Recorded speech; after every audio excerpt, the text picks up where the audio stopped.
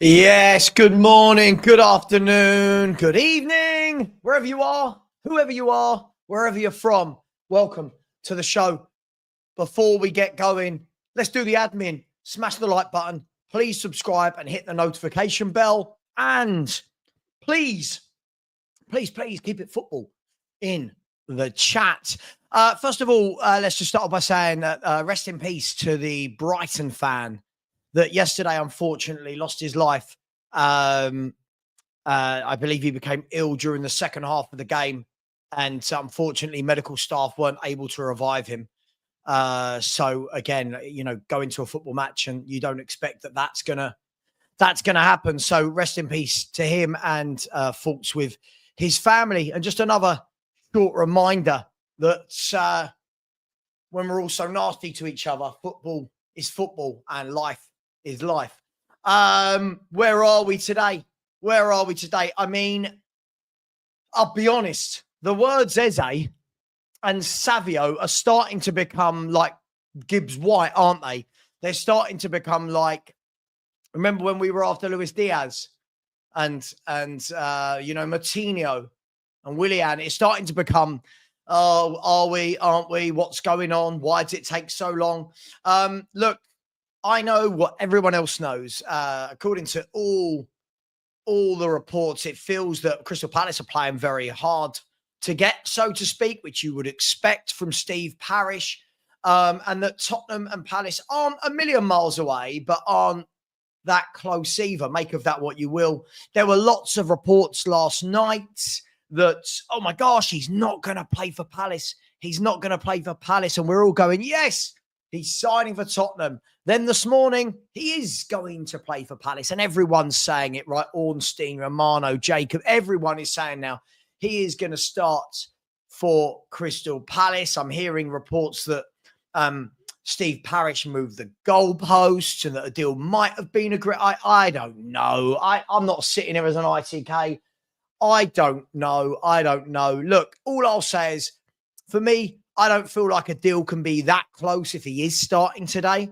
Of course, he is contracted by Crystal Palace, so sure, absolutely play.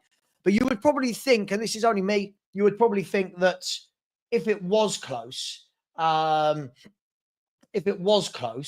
then surely he wouldn't be risked. But transfers can turn like that, can't they? You know, what can be a very difficult negotiation can all fall into place very quickly. And one morning we wake up and a deal has been agreed. But there's always that little nagging feeling in the back, isn't there, with Spurs? There's always that nagging feeling of, is this going to get done? It will be the biggest anticlimax ever if it doesn't get done, right? It will be.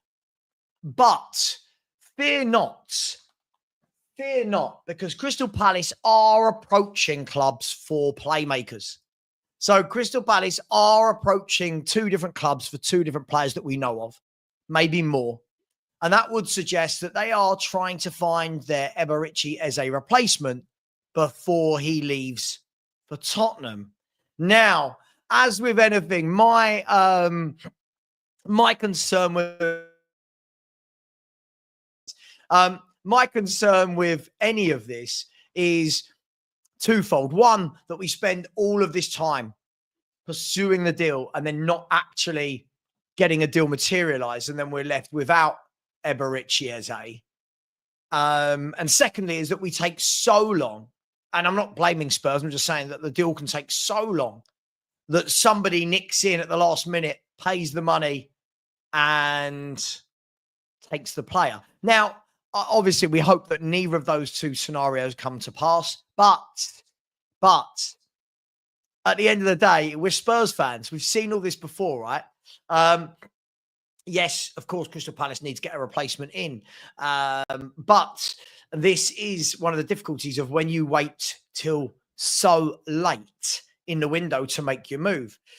Who do we know that Crystal Palace are going after? Well, we know that they're going after Zoli of Club Bruges. But we know that it's a difficult deal because he's just signed a new long-term contract. And we know that they have had a bid rejected for El Canouse of Leicester City.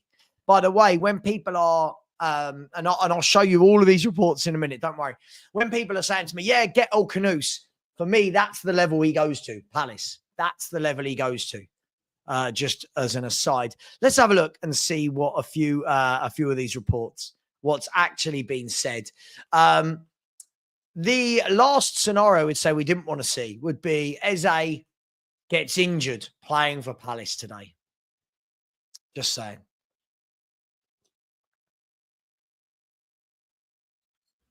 Keep hydrated, people, because it's very nice outside. I just walked the dogs. It was very, very hot for them. But listen, as far as I'm aware, it looks like this deal is still going to get done. But you just never, ever know. Yes, people keep saying to me about the Morgan Rogers interest. I haven't seen too much about that. We're seeing that Isaac the Red, please, you've put in there about Morgan Rogers. I've seen it about 15 times. I get it. I will get to it. I promise. I do see the comments. I promise. Let's have a little look, shall we? And see what's happened today. Shall we? Let's start with where am I? Am I already on there? Yeah, I'm already on there. Right. So we're already on there with Fabrizio Romano, who said Eberici starts today. Obviously, for Crystal Palace against Chelsea. And the same is expected to happen for Mark Guehi. Clear plan by Oliver Glasner. Negotiations for Eze to Tottenham remain advanced, but deal not sealed yet. So Glasner wants to trust Eberici. And he's also said talks also continue for Guehi to Liverpool, but also not done. So, of course, they are Crystal Palace players, and Crystal Palace have the right to play them. And before that, he'd said that there's no guarantee that Eze is out of the squad for the Chelsea game. So there was a lot going on there. And then if we have a look at, I think Ornstein said some interesting things as well. Where are we? Let's get to the top. Come on. Here we go. So David Ornstein said an hour ago that there we go. So Crystal Palace approached Club Brugge for Christos Solis as option, like El Canuses, to replace Eze. Offer rejected, but Palace plan to raise the bid and also talking to the 23-year-old's camp. Recently signed a new deal, so Club Brugge not keen to sell. But what these reports do is they really do show that these are players that play in Eze's position. Right. I think it was him that said, there we go. Well, he said again, Eberici Eze expected to start for Crystal Palace at Chelsea. The 27-year-old attacking midfielder targeted by Spurs, and the Spurs pursuit ongoing, but no agreement yet as Palace continue to work on possible replacements. So we know they're looking. There we go. Crystal Palace approached Leicester City to explore move for Bill El Canoes. No bid yet and not guaranteed 21-year-old exit, but Palace in contact with Leicester.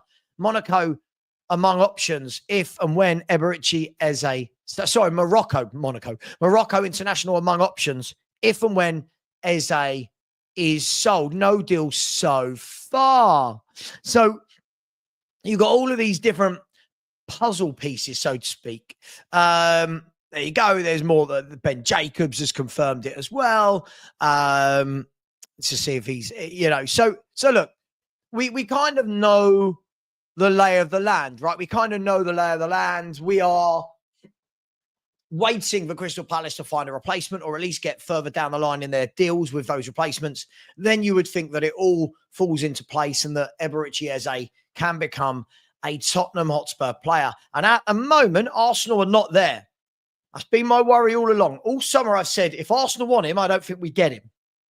At the moment, they're not there, which is a good thing, which is a very good thing. Let's hope that doesn't change in any way, shape, or form. It probably will. It probably will drag on and on and on. But hey, did anyone think anything different of Levy and Parish negotiating together? I mean, talk about opposites, gosh, I can't imagine it. Savva, I need the next Savio bid. Man, Levy is annoying to deal with. Look, again, the Savio deal we'll come to in a minute. I'm just going to do some super chats and say hello to a few people. the Savio bid, yeah, is interesting. That's an interesting one, right? Because that does very much feel to me that, oh, hang on, who's,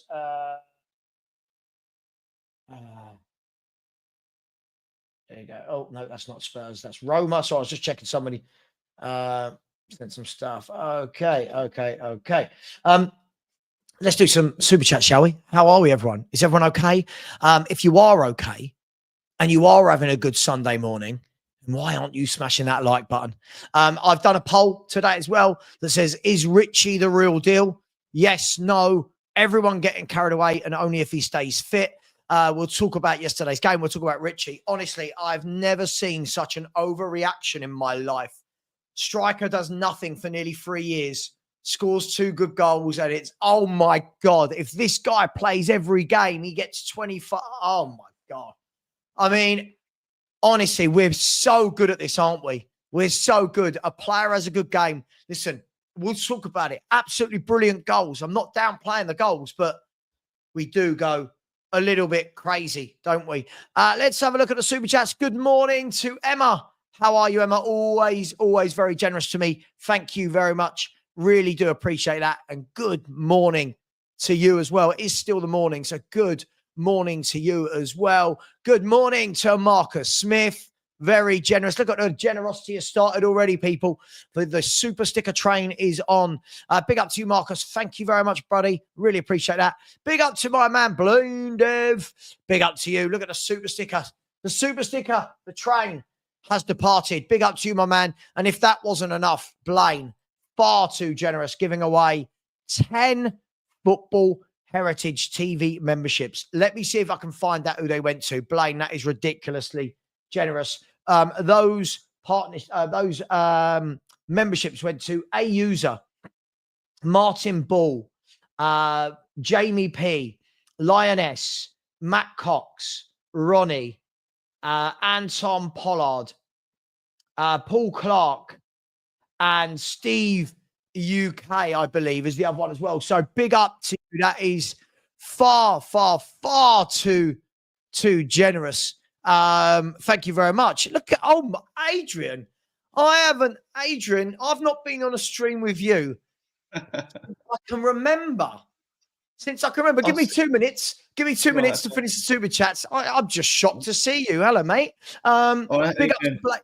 Big up to Blaine. Very, very generous indeed. Very, very expensive to buy 10 memberships. So thank you very much, Blaine. Big up to the 2 Mark Show. Big up to you, boys. Thank you very much. Caught a bit of your show last night. Good going as always, boys. Keep it up.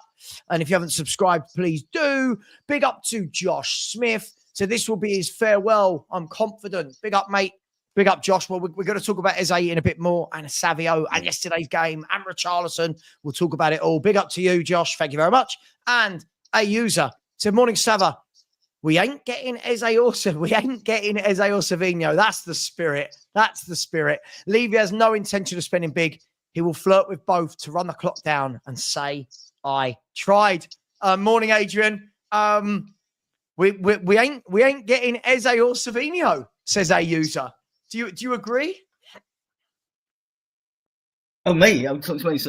Yeah. Do you agree? I think we'll get them both. I do. Just the signs are there, aren't they? I mean, Savino's agent's flown in. I mean, he wants out.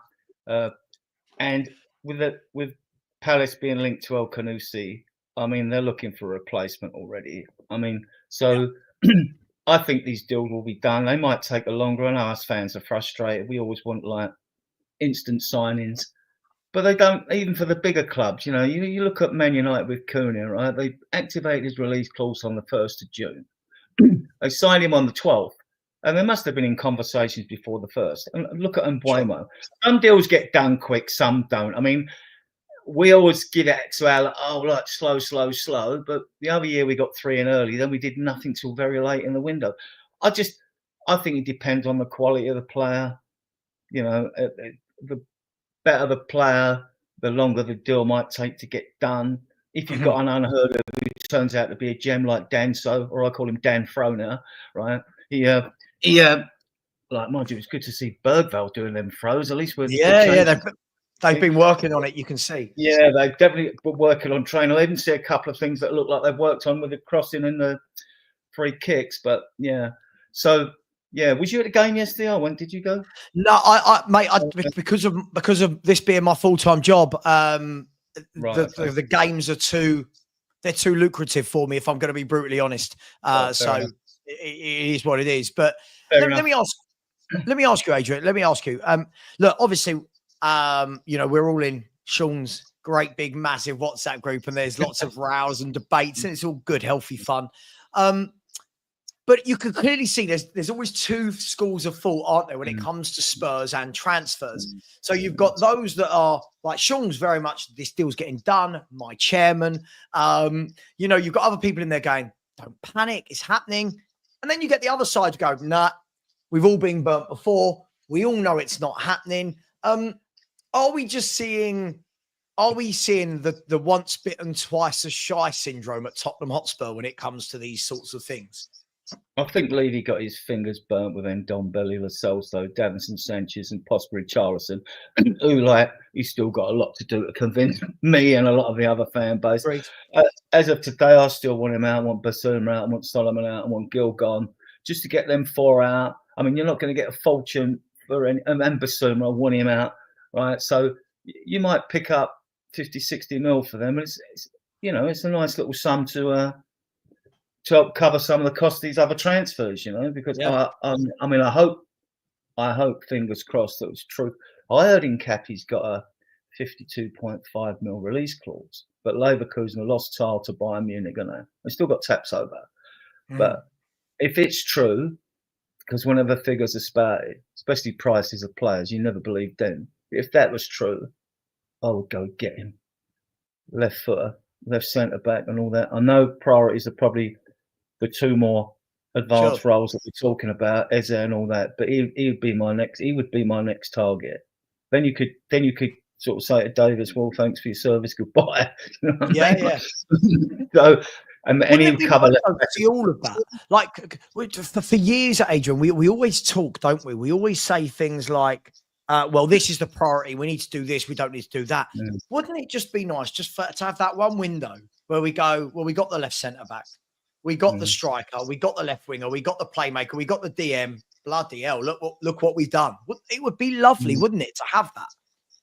I mean, Spencer's done a good job there, and a lot of the time it's because he's right-footed and he'll be facing an inverted winger, so it suits him. It's a bit like if you're on the right-hand side of facing a right winger, you know. But everyone inverts everything nowadays. The wingers are always inverted to cut in, so that suits him. Plus, he's the second fastest player at the club, so like. And you could see his pace against Hakimi in the PSG game, couldn't you? You know, you could see he's got it. Yeah, and he looks like he's just developing, you know. At times he used to, his discipline on the pitch, you'd see him like wander all over the place, be on the left and turn up on the right, or he'd wander across midfield. He's one of these defenders that dreams of being a goal scorer, I think, like, you know, a bit like Burrow. But it would be great to get you know, a Nkappi in. But in essence, you are right. The big positions, I think, if you asked any Spurs fan right now about the two players we need, it is a left winger and it is a playmaker. Even after yesterday, I thought there were some really good bits about the game, Adrian. I thought obviously there was some sloppy bits, but some good bits. Yeah, there was sloppy bits, definitely. But it did show, for me, especially in the first half, that we just needed a couple of extra bits of quality, because for me, let me get to my point. For me, the drop off, when the ball goes out to Kudos, I think he's one of those where everyone starts getting on their seat because you can see the quality. When the ball goes into the attacking midfield or to the left-hand side to Johnson or whoever, the drop off for me is massive. And I think if you can keep that level across those three, I think we're going to be a real good outfit. I really do. I thought there was an instant difference. I thought we'd see this game out easily as soon as Bentancur came on. I mean, he wasn't on for long. He wasn't on for long, but there was that immediate calming influence. Sure. What I see yesterday, I see something under Angepostecoglou, which, I mean, last year our midfield and forward line were pants. We know we can fix things in midfield now with Polina, but the forward line, we need to see fluidity and cohesion up there, and we haven't seen it. Even yesterday, we didn't see it. Yeah, right? sure. But in midfield, I'm thinking, where's the discipline? We gave the ball away too easily in the first half. We went in 1-0 up. They were still a threat, Burnley, at set pieces and things like that. They were still a threat. They passed them. I thought they passed the ball better than us at times during that game. You know. Yeah, They I were more didn't think they were terrible. I thought they were more solid and cohesive. And the thing that stuck me was, fine, our sexy players that have kicked on like Bergvall looked good. He was making runs across the front three. Gray was back on his own, and Savva was covering every blade of glass. I thought, where are your actual zones you're supposed to play in? Where is your discipline, right? City have got it. They have two wide of, say, when De Bruyne was there, that just go up and down a tranche, right? Our midfielders go all over the place. Right. And like, I mean, I'm not a coach. I mean, I've just watched football for over 6.5 decades, but I'm thinking like, that's fine when it works. We come out winning. We lose that game. You play like that in midfield. More questions are asked. I mean, people won't ask questions because we won. In a way, it was a flattering scoreline. You know, I would have said 2-0 maybe, but like, I mean, but the thing is, Adrian, like, I think that a lot of that does come with, first of all, I think a lot of that was to do with the coaching under Ange, or lack of coaching under Ange, for people like Gray, for people like Bergvall, for people like Sarr. Whereas the Bentancurs and the Paulinhas are a bit more experienced. So when you see Paulinho and Bentancur on the pitch, they know their zones. If we want to use your terminology, they know their zones. They know where they need to be. And this is why I keep saying to people, and no one listens, everyone just thinks I'm cussing him. This is why I say, with a Bergvall, looks like he's got a lot of talent. I'm not doubting that at all. Looks like a very talented player. But what he needs to be given a position. He needs to be given a position where it's not, I just run around everywhere. Yeah, same with Sarr. It's okay running around everywhere, but the better teams will pick that off. So I do think that that's what Frank will implement to the team. But you're right. When Bentancur came on, when Paulinho came on, just that calming influence in a game where you go, yeah, it's all right. These two are pros. So I agree with you on that front. I really do. I mean, you know, when Madison's in the team, when he's fit, you know what he's going to do. He stays central or he drifts left. He always seems to want to drift left. I mean, he can pop up on the right, but he mostly drifts left. But he sort of stays in that left-hand tranche of the field, left-hand third central part of the field, or he'll drift left. But Bergvall, I don't really know what his position. I don't really know what his position is. He's a talent, definitely a talent. Yeah, for sure. But this is why I don't, Adrian. I'm one of those. I know people want me to lose my mind more. This is why I don't lose my mind when young players have a good game and we all go, "Oh my God, they're going to be the greatest thing since insert name Hoddle, since Gaza, since Ginola, since Bale." I don't do all that. But equally, which is why I'm not losing my mind over Richarlison. And look, let's talk about him, right? Because it's even yesterday. I mean, when it works for him, he looks good. He looks aggressive. You can't fault his work rate. Absolutely. But touch, I mean, when I even look at Solanke, well, I think did well for his first season, 15 goals, no comps, you know. But so he did well. You'd expect him to kick on now, and we may even see an even better player. But Solanke's got far better touch than Richarlison's got. And when you look at the strikers we've had through our history, Solanke and Richarlison, they haven't come nowhere near any of them. I mean, one of the best touch ever was Berbatov. He was just twinkle toes, wasn't he? Right? But then all of them, the best I've ever seen. Their intelligence, their awareness, their positions, their instinct. You know, and you didn't have to be fast. Sheringham wasn't fast. You know, but they're all better than this breed they have now. And that was back in the day when teams had 4 strikers, though. Now they've got 2. You know, so you need to get it right. If you've got 2, I think the thing is, look, for me, and obviously you saw the conversation last night in our group where some of the boys are sticking up for Richarlison. They're making him sound like he's Erling Haaland, or do you know what I mean? Making him sound like Aguero. For me, I look at it like this. I judge strikers on not just do they score a couple of worldies every now and then. For me, I want strikers that, what are you doing when you're not scoring worldies? For me, sometimes when you're clean through on goal, one-on-one, that's where you see a striker. You watch a Defoe one-on-one. You watch Harry Kane one-on-one. You always think this is nestling in the bottom corner. These boys, I think, are very good. Solanke and Richarlison. I think they're very good when they don't have time to think and they get the odd worldie. A bit like Crouchy. Crouchy didn't score loads of goals, but he scored worldies. For me, I want that striker that's clinical. I want that striker that more often than not shuffles it out of their feet. And yeah, that's a great striker's finish. So for me, Richarlison, brilliant. If he goes and scores 30 goals this season, Adrian, me and you, we're not going to complain. We're not going to complain. But the point is, it's like I've never seen it before. And this is why I don't lose my mind about it. When I look at front six, the midfielders or the strikers, wingers, whether or not, people say, "Oh, what are you looking for in a video and all that?" You know, I said, "Well, I look for players with vision who move the ball quickly, can make things happen." The thing is, Richarlison can't make things happen on himself. And the only time I've seen Solanke make things happen was when, I forget who we were playing at home, but he cut in on the edge of the penalty, beat his man, and slotted one into the corner, right? And I thought, that was our car, Harry Kane. I said to the guy next to me, regular, that was the Kane goal. I hope we can see more of this come from him. We haven't, right? But yeah, I mean, he does. He's better in the penalty than Richarlison. I think Richarlison seems to things come to him more by luck than anything else, rather than him like being instinctive or sensing something that's going to happen. Yeah. And look, how long's he been with us? The same with Basuma. Everyone forgives him for a few good games at the end of last season. He's been here 3 years. Last year he got sent. He got 3 suspensions. 3 suspensions. That's a disgrace. Simulation at Luton. Lucky VDV scored and Decky held the ball up for us for the rest of the game to get us across the line. But he's not good enough. He's not good enough. Solanke, I'm waiting on, because I can't help but compare with other players we've had in the past. Like, and that's what you should do. I think we'll get away with it, though, Adrian. We'll get away with it if both of them.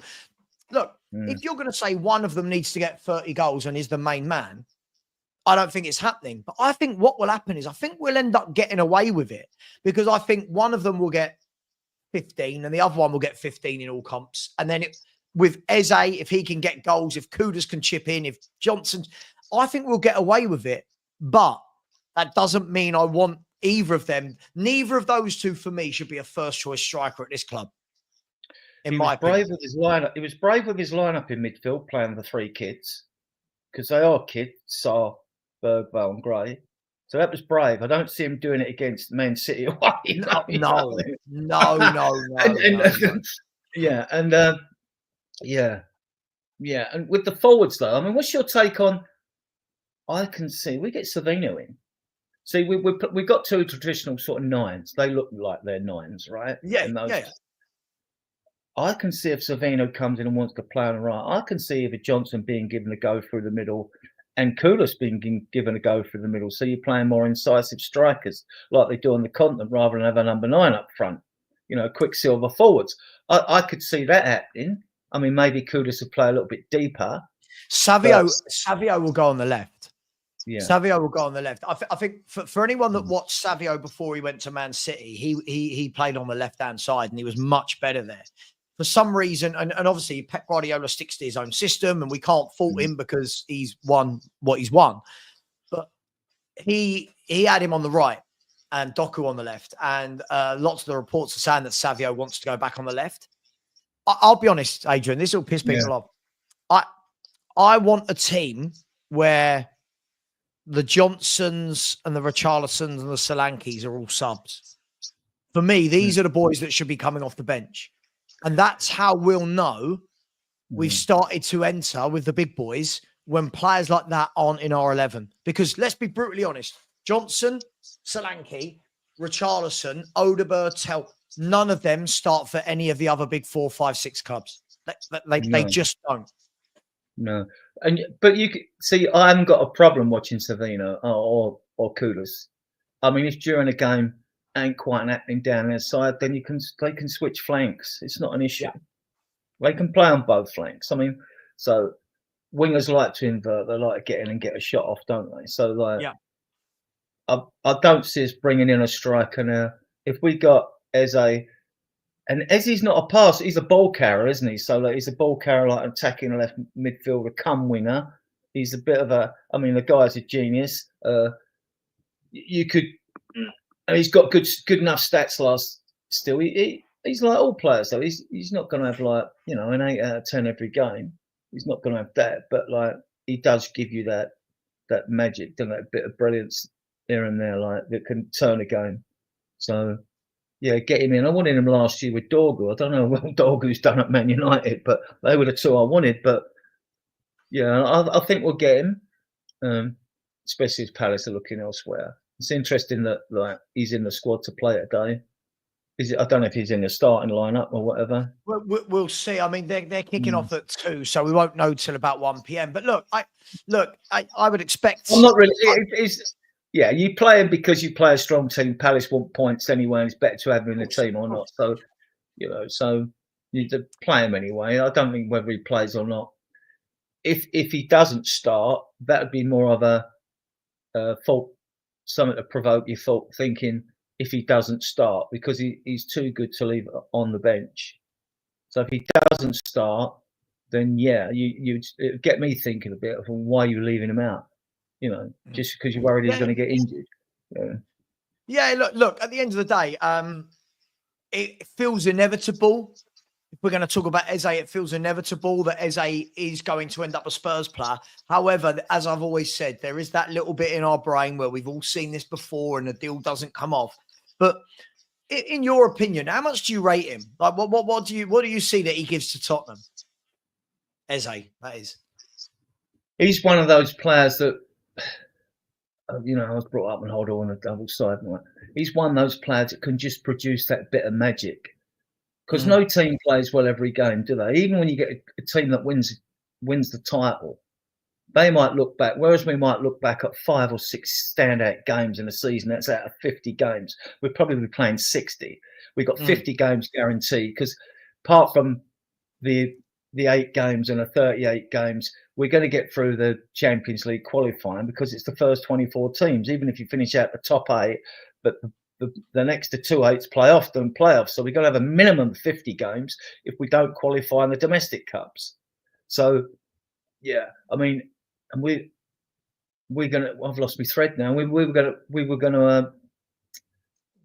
Yeah, so we're gonna need all the players we've got, and I think we're gonna have a very good season. But I base it on the fact that we've won a trophy, and when you win a trophy, you usually go on and do really well. And I look at the way the confidence. When you think that Mikey Moore, before he was 18 in August, has got a Europa League medal. He's up at Rangers now, right? Some players never get a medal in their life, in their whole career.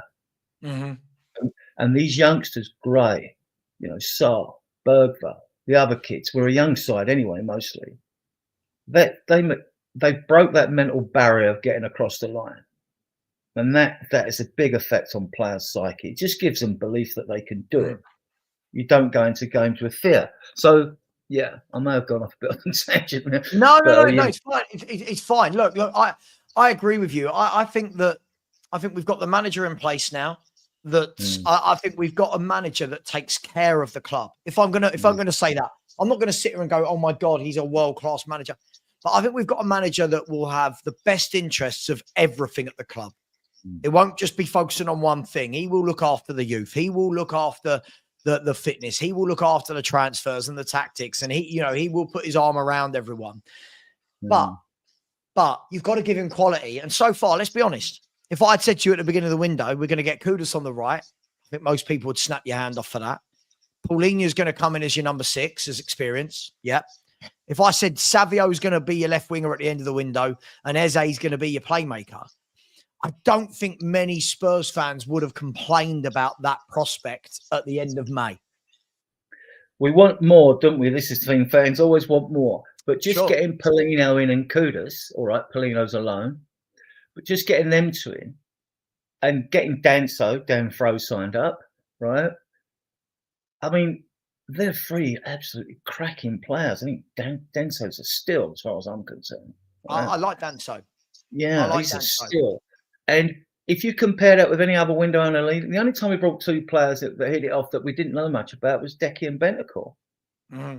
So in theory, it doesn't feel like that inside, but in theory, it's their best window under Levy already. And we know we're going to bring more players in. I still think we'll get another 3 in. I really do.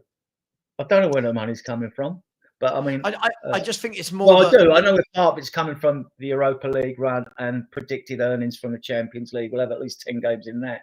So yeah, so that's where part of it's coming from.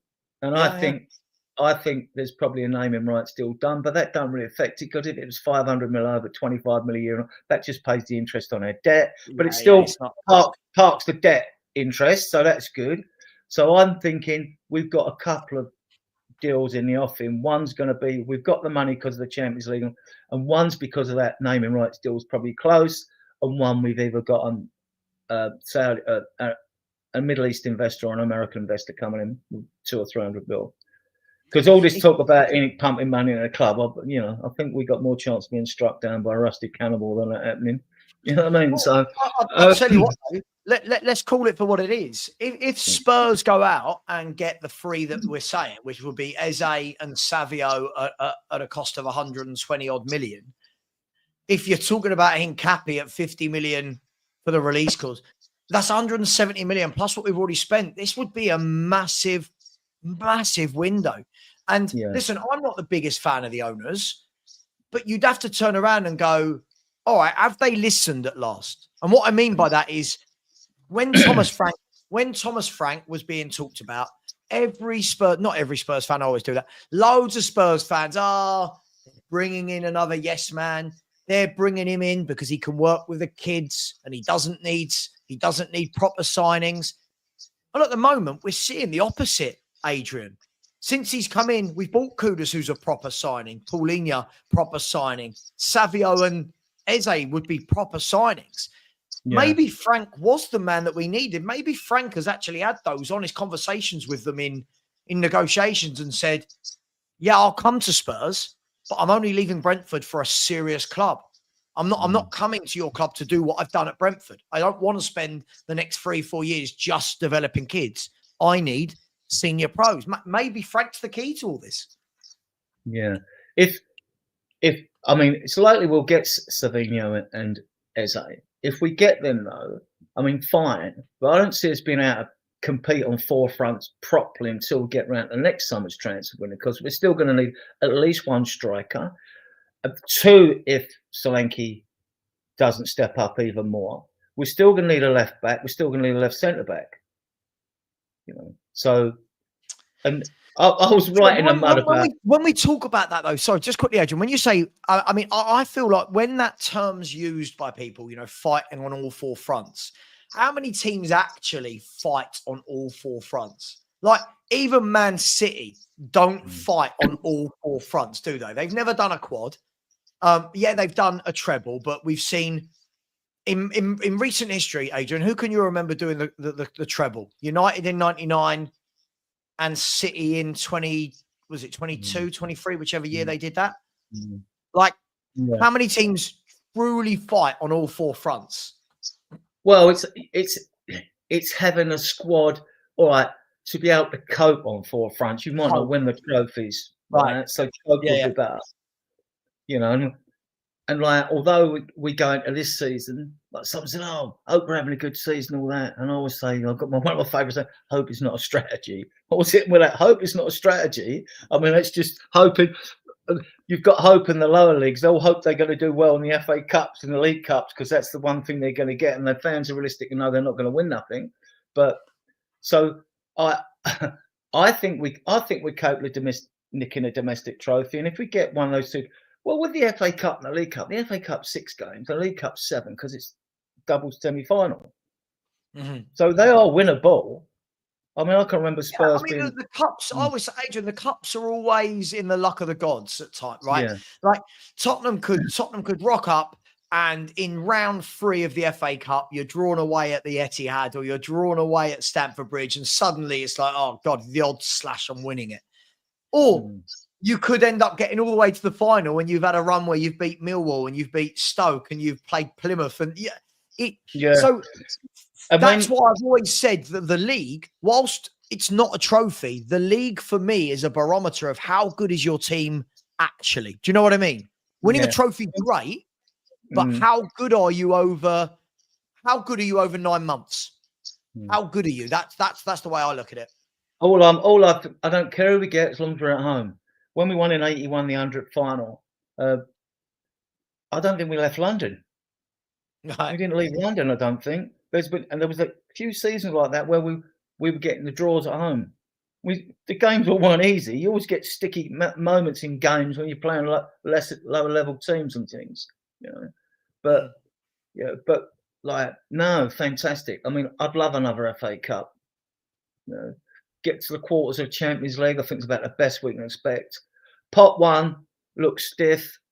But it looks like we're going in pot 3, and I think the draw's on the 28th. There's about 5 playoff games to go, isn't there? Like Bruges, we just got a lower coefficient than Bruges. It just means that we're going pot 2 instead of pot 3. It doesn't make any difference. When I've looked at all them pots for that competition, I actually think pot 3 is harder than pot 2. when you look, I'm sure you'll do a show on it when the playoffs are done. But yeah, but I think we're. Like, because people seem to forget, we finished 3rd in the Europa League last year, and it's exactly the same format. So the top 8 teams didn't have to play any playoff games, and the bottom 16 played. Well, if we can't get through to the next round, quarterfinals, then you're looking like that's when you're going to really meet the big guns. Like, so yeah, of course. But then we don't know what form we'd be in when we go there. If we're in good form, we'll have belief. If we're playing shit, we think, oh no, we're going to get bad, you know. Yeah, but by the way, Norsey, I feel like you've misunderstood what I said. When I'm talking about the luck of the gods to winning a trophy, this is my point. My point is that the big clubs with the best squads will more often win it than not. So for clubs that don't have the bigger squads, you need to try and avoid these boys. Like, let's be fair. I don't want to play Chelsea at Stamford Bridge in the 3rd round of the Cup. I just don't. I don't want to. If you have to play them in the semis or the final, cool. I don't want them in round 3 because I want, you know what I mean? So I think that's what I'm getting at, mate. My point with all of this was winning multiple trophies. There are very few teams that win multiple trophies in a season. It's a tough ask. So for Spurs to win a trophy, got to have a little bit of luck. We've got to have the right draw. Like you just said, it depends what form are we in when we play in those trophies. What injuries have we got? What injuries have the opposition got? You know. And another big factor, because we couldn't get across the line doing this before, is the fact that if we were out of the League Cup early, we drew someone away, and we got knocked out in the first playoff games of the Champions League, and the FA Cup starts in the first week of January. You could go on and win the FA Cup because time you're playing the FA Cup, you're focused not on the league. The other teams have got big European games. They've got big European games. So then there's so many permutations of how the season can turn out in that way, but that can work in your favour, you know. And if you've got the odd rest between games, you know, you then might find, oh, hang about, we've now got a week's rest between a game and they're playing every three days, you know. So, but this is what I always say. When I know you didn't say this, but when people say things like, we have to win the FA Cup this year and we have to win that, we've got to remember that Man City, their fans are sitting there going, we must win the FA Cup. Liverpool, we must win that. United, Newcastle, Villa, Chelsea, everyone's sitting there going, we must win this. Our managers, Arsenal fans right now, Arteta must win a trophy, right? Man City, it's just expected, right? Now, Man City have got so big as a club now that, look, when they didn't win a trophy last season, it's pandemonium because it's expected. Liverpool expect to win trophies. Chelsea expect to win trophies. So, look, I just want to know that we've got enough players that we don't get embarrassed in competitions. Do you know what I mean? I want to, and I agree with you. I don't think the whole fighting on 4 fronts, I don't think that will happen until we've had 2 or 3 windows like this, if I'm brutally honest. I still think there's a lot of, look, we are, for me, 1 injury away in midfield from seeing a very young midfield. We've got to be mindful of that, right? Paulinho is not going to be able to play 60 games in a year. Bentancur, we know from history, doesn't normally go a season without getting some injuries. So we've got to be very mindful that the midfield we saw yesterday, we're not a million miles away from that happening with a couple of injuries, Adrian. So Frank's already confused me. I was in the mud. It was fun though. It's fun being in the mud at times, because I'm going. People are asking advice. Oh, you know a little bit. I said, well, I'm only a fan. I mean, that's all I am. But I said, oh, what do you reckon? Where's Frank's going to start? He's going to start with back five. I said, look, there's no chance of Frank using the back five. I'm going. I said, look, just look at the logic behind my reasoning. Right? I always try to use logic. I said, we played all these pre-season games. We've done the same as he's done at Brentford. It's like 4-2-3-1, or we call it 4-3-3, similar thing like that. I said, we're not changing. What's he do against PSG? He plays the back five, which now I'm thinking, oh, we ain't got no Maddison or Kulu who do well against Man City usually. He'll probably play a back five against Man City now I can see it, you know. I don't think he'll play it regularly because if you do all your pre-season training playing one way, you're not going to just switch and change. You might, if things aren't going well during a game, you're not getting enough of the ball right. Okay, we've got to do something about this. We'll switch to a back five, see if that improves things for us. But I don't. He's going, and you know the other Maddison thing as well. I mean, you look at Damsgaard at Brentford. He works his socks off. I think Maddison's going to if he comes back. It's another thing. He's going to have to work harder than he's worked before. You know. So listen, I think that's going to be a really interesting one because James Maddison, it's a big injury to come back from at that age and still be as good. But I feel like we need to be at the point where, as a football club, we're buying a big enough squad of quality that we don't miss players like Maddison, if that makes sense. I get it if you're missing loads of them, but if you bring in Savio, if you bring in Eze, you bought in Kudus, suddenly we're not going to be talking as much about Maddison this year because we've bought in other players who have moments. You got Kulu coming back. It'll be interesting to see when he's fit. If we do get Savio and Eze, where does Kulu fit into the pieces? You know, so but that's problems that I want to have, Adrian. They are problems that we've never had at Tottenham. We never have these problems. If we did lose out on one Maddison or Savino and he got one of them or something, and we got someone who would really do well in our midfield, if we got who can pass the ball like Danny Almo, that rumour, if that was true, I don't believe there's any truth in it whatsoever, he would vastly improve our midfield on his passing and that one. But I like the players we're linked with, but we can always be linked to good players, can't you? If you don't get them, it don't mean nothing, does it? Exactly. But we are being linked with better players. You know, when it drops down to like, El Canusi, who I don't know nothing about, Harvey Elliott, who had a very good England under 21 thing. There's still rumours about him. I think these are the backup options more than anything else, you know. I agree. The problem is we're going to have, by the way, just quickly, people are asking in the chat about Fantasy League. There it is. The comment there at 11:52 a.m. There's the link, and the code to join is the last 6 digits, 2G23PS. So please feel free to join that. And you're more than welcome. Look, I mean, the key thing about that, Adrian, is Eze and Savio now have been so talked about so much that it will feel like if we don't get them and then have to go to the next level down, it will start people off saying, typical Spurs, didn't get what we needed, Daniel Levy doing Levy things. And unfortunately, that's what's going to happen. They both want to come, though, don't they? I mean, take Savio, right? His agent flies in. Agents like that. They want like their cut, don't they? You know, you ain't getting on a plane and wasting money on a plane ticket. There ain't nothing in there, right? Yeah. So if he's coming over. Spurs for 70 million, his agent's getting 10%, right? Yeah. His agent's making a cool 7 million out of that deal. Don't worry about that. Yeah, and then like any other sponsorship deals the player gets, he gets a cut of them as well. Right? Yeah. So this is, I think this is happening. Savino is not getting the game time that Man City wants. You've got the World Cup coming up. Even the likes of Eze's got more chance of getting back in the England squad if he's with Spurs than Palace. It's just the way it works. The bigger the club, you know, the more the spotlight's on you. So if you do badly, you're out, and if you do well, you're in. So I'm confident these deals will get done. I mean, I think we could even possibly get both of them by the end of this week sorted. Yeah. Well, look, I think when we look at the two deals, they're two very different deals. So we know the situation with Eze is more around. I think it's a battle of egos, isn't it? In some way, Levy and Parish, and we understand that Palace are waiting for a backup.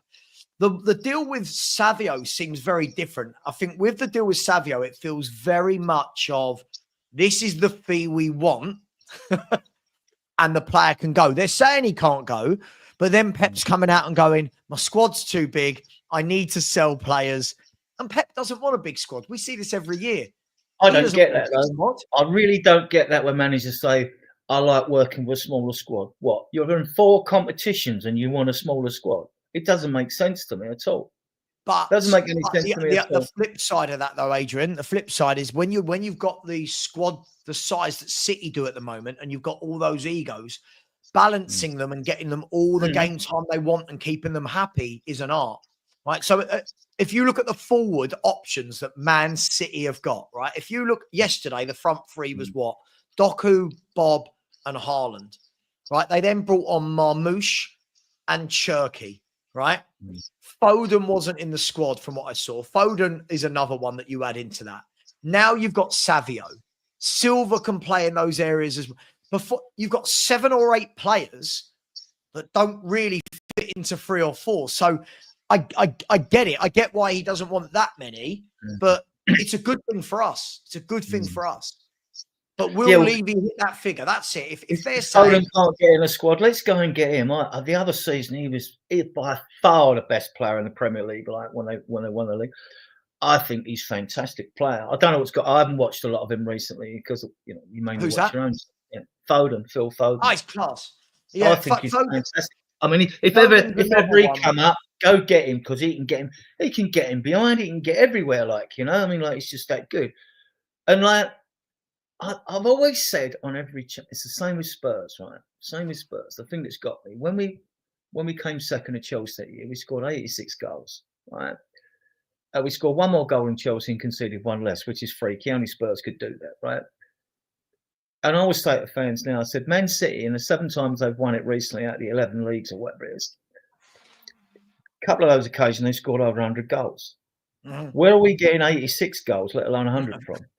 And I said, I don't care. Don't get me. I love Kudus. Wanted him. I like the look of Odegaard. Whatever. And we could get Savinho in and all that.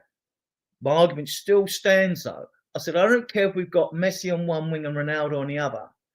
A good strike rate for wingers was always deemed back in the day. I've not checked it these days. Was 1 in 4 in the league. So 9 or 10 goals. Or if you've got two wingers playing 5 each or whatever, but you've got to get the total amount of goals. We haven't got them goals in us. And where are we getting the goals in midfield from? This is what Eze will bring. Eze will bring goals. And I think what we've got to realise with Savio, when Savio played on the left for Girona, he got loads of goals. Look, and also because he gets loads of assists, somebody else will get more goals. But you're right. You've got to have goals throughout a squad. You've got to be littered with goals. And at the moment, this is the worry from last season, is that we've lost Maddison's goals and assists. We've lost Son's goals and assists. Kulu's out. He had loads of goals and assists. I think Kudus is going to be more of an assister than a goal scorer. I think he's going to be more of I reckon he gets 13 to 16 assists this season in the Premier League. That boy isn't it great? Sorry, going off on a bit of a tangent. Isn't it great seeing an actual winger that can beat a man and has got a brilliant cross on him? I can't remember the last time we saw one. Yeah, I mean, Odegaard's got that talent. I reckon he's the most skillful at the club. Maddison the second. I remember words from Keith Birkinshaw when he turned around and said, because we used to get people teams come and park the bus at White Lane. And he said, to beat a low block, you need wingers who can take fullbacks on, win your free kicks like Aaron Lennon did or whatever. He said, you need midfielders making late runs in the box, and you need players that can shoot from outside the box. And I thought, you don't see it. I just see so much robotic football. I mean, even free kicks, right? Is there some is there something in the Sky contract that means whenever you get a free kick, there's a magnetic attraction? You've got to try and bend the ball around the wall. If you go and watch the stats, the last time I looked, I think 1 in 16 go in. Right? 1 in 16. What happened to the old-fashioned tap to the side? Who's got the hardest shots? We now find out. Yeah. What happened to the tap to the side? What happened to the Martin Peters chip over the wall for Chivers? What happened to the slide rule pass when Argentina done us under Oddle? They slid one down the side of the wall and someone ran it and smashed it in there. We've got coaches at these clubs. I mean, and as for our throw-ins recently, the last season, I mean, people laughed at me when I said, well, you can work out throwing drills. It's not, it's nothing too hard in it. I said, but whenever we get the throw-in like last season, we don't know what to do with the ball. Players don't know where to go. And you've got to work something out because you've now won the ball. You've struggled. You fought for the other player to get the ball. The refs give you, or the linesman's give you the throw-in, and now you're going to waste it, right? Now you're going to absolutely waste it because now you've got 9 outfield players to their 10. Mm-hmm. So you're not, and yet you've got the ball, you've got the advantage. Well, someone you should have runners. You should have movement. Very static we are at throw-ins. I mean, and I don't like another thing that really exasperates me. You see it yesterday. We get a free kick, and the player just passes it 3 yards to the player to his side. You can progress that ball. You look at teams that aren't as technically as good as us, like Everton. They got a free kick in the halfway line. Pickford's coming up and launching it in your penalty area. Yeah. I like the variety. I like seeing some old school stuff as well. And you're right, football has got very robotic. Just quickly, I just want to pick up on this. And SJ, I'm going to say this is everything wrong with football for me. Is when we talked about Phil Foden there. Yeah, Phil Foden didn't have a great season by his standards last year. But how quickly we forget. 12 months ago, Phil Foden was named the Premier League Player of the Year. So when you've said this, you said Foden versus Palmer. I think Pep kept the wrong one. In the year that he released Palmer, Phil Foden was voted by his peers as the best player in the league. But yet, because he's had 1 year where it isn't magnificent, everyone, he's shit, Phil Foden. Mate, look, come on. Phil Foden, you don't come through the City Academy, play that many games for City if you are not quality. Come on, let's come on. People always compare apples with oranges. Back in the day, Spurs fans and Arsenal fans, who's the better player, Glenn or Lion Brady? And I used to tell them and say, look, both those players are great in their own way, but they're totally different. They've got nothing in common whatsoever, nothing at all. And we get that when Spurs fans argue either VDV or Romero, whether you like either of them or like one or the other, they're totally different players. You can only compare if you've got something to compare with. And there's still no comparison between the two of them. You may like one more than the other, but they're not alike. Danso's more akin to Romero than if anything, Oh, no, look, I agree. I just find it funny. Like whenever I have the Phil Foden conversation with people, it's so funny. Like people saying, "Oh, he's inconsistent and he does this." Phil Foden is 24. Has been playing in the Man City first team since he was 16 or 17. Has won Premier League Player of the Year, Young Player of the Year. Has a bucket load of goals, a bucket load of assists, and we got fans going overrated. If he's overrated, I don't know what we think a good footballer looks like. I really don't. He's a class act. The Doku and the Grealish thing was it. Doku took his place. All right, he's got more pace. He's got a lot of pace, which you need in today's game. I'm not sure how many. I don't know how many goals Doku gets. I know Grealish hasn't got a lot. He probably hasn't played that many games now as at Everton. But that's my whole argument. If you're a winger, for me, you've got to get your share of goals. I think it depends on the system you play in. So, for example, if you actually watch the way City play, and a lot of it is dictated by how teams play against City. So most teams, Wolves didn't do this yesterday and paid the price. Wolves tried to play against City, fair play, and City ripped them apart. Like that's why most teams play the low block against City. Problem is, when you play the low block against City, wingers like Savio and Doku, who want space to run into and want to beat a man, suddenly now they haven't got that. Because they've got all the ball, they're in the final third already. So, for example, when Gareth Bale played for Tottenham, Gareth Bale doesn't really want to be getting the ball in the final third. Gareth Bale picked up the ball on the halfway line, would fly past people, and now you can't stop him. He's unstoppable. At City, wouldn't have done that because City, everyone's behind the ball against them. So I think their wingers, because of that, the numbers are always a little bit less. Whereas Savio now, coming to Spurs, won't have that problem. He'll have grass to run into. He'll have one-on-one players to beat. So I agree with you. I think one of them's got to be getting loads of goals. But I don't think... It's players in your team as well, as good as Bale was, world class. It's players in your team as well. Remember Aaron Lennon turning around and saying, before Gareth Bale came, he said, I had 2 players marking me. Yeah. Right? Yeah. So once Bale, game changer now. So not only that, it also gives Bale that bit more space as well. Because when Lennon's got the ball, So yeah, there's loads of permutations when you think about how things turn out, and to think we couldn't win a game when he was first came in the side, and then people start talking about curses and things like that again. Yeah. I mean, it's just like when people say Foden is one not living up to the hype. I mean, he was player of the year 12 months ago. Like, what is it that the expectation for some of these footballers, Adrian, I think is just wildly out of control from football fans these days. We don't know if he's got background issues apart from, or just out of form, and you've got on the right to play. So, and what you would say is, who did have a good year at Man City last year? Did any of them? I don't think any of them really stood out for me. But I've always liked the that's me.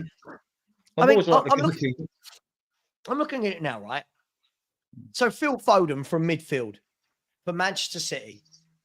He is, hang on, let me just double check I got this right. Phil Foden has just turned 25 2 months ago. Right? He's played 319 games and got 100 goals. Right? 100 goals from as a midfielder, 1 in 3 is excellent. If you've got a midfielder who's banging in 1 goal every 3 games, actually, I'll tell you what, let me show you this, right? Because this is when people say this guy isn't consistent and he's patching this. Look at that. Look at that, right? He's consistently fit. Look at the number of games he plays every year. That's just goals, by the way. 16 in 2021, 14, 15, 27, 30. Like, what is it that people are expecting from Phil Foden that they don't think they're already getting? I genuinely don't understand how. And I've looked at the young players they've brought in, like Riley and people like that have played for them. They played against us last season. And like, all you think though, when you see him, well, this is Man City. If Pep's put him in the team, he must be a damn good player because I haven't heard of him before. So you're thinking, like, watch this. I'm thinking, watch this guy because I haven't seen him before, right? And like, I mean, Joe, couldn't we say this for many England players? Like, let's be fair. I could apply this logic to Lampard and Gerrard and Scholes in an England shirt. We could say this about many footballers that have played for England. Different systems, different tactics, there's lots of different reasons, Joe. Come on. Look, come on. We've got to, I just think it's mad. Let's be fair. For me, look, does he walk into the Spurs team? Absolutely. Foden walks into the Spurs team. Take him tomorrow. Yeah. You've got to realise as well, he's played a lot of football. He's allowed to have a season where it's not all great. But I genuinely don't know what fans want sometimes, Adrian. We've got to remember as well. Budget 300 games to me in today's game. I think that's legend status for a player to play 300 games. When you do it as young as he's done, it's phenomenal. People used to say, Darren Anderson, sick note. He played over 400 games for Spurs. Yeah. So you get a lot of myths with it. It wasn't that you don't play 400 games if you're injured. You notice when players are injured and they get wrongly tagged. But what a player he was. The thing is as well, though, Adrian, the thing is as well that I think that people miss a lot is if we stay with a Foden, let's use Foden, Saka and Palmer, right, for example. Cole Palmer's gone to Chelsea and is the main man, isn't he? If you talk about Chelsea, Palmer is the main man, right? Everything goes through him. At City, Foden isn't the main man. Gundogan isn't the main man. Bernardo Silva. Do you know what I mean? For years, it's been very much Rodri and De Bruyne. They're the main men. Arsenal, Saka is the main man. Saka has been the main man for Arsenal. So these boys play every God-given minute in that one position that they want to play. Saka plays on the right. Cole Palmer plays in the... This is what those clubs do.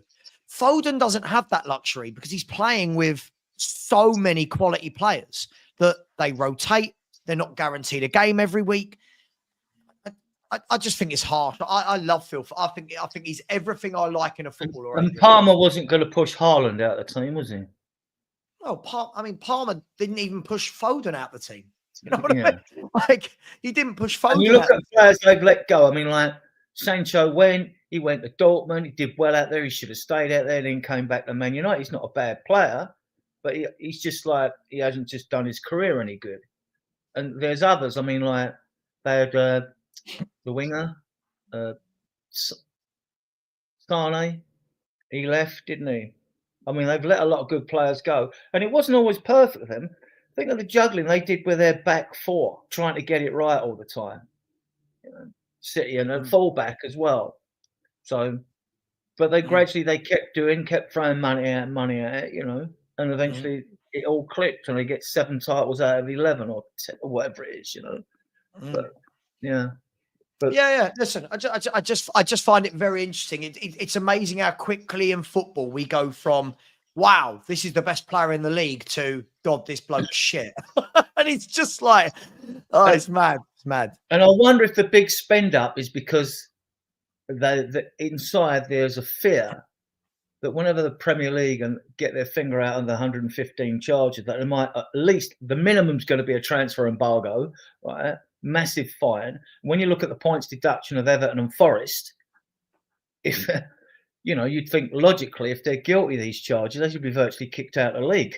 You know, but we'll see if I mean, it's supposed to be an independent tribunal. It's all supposed to be kept secret.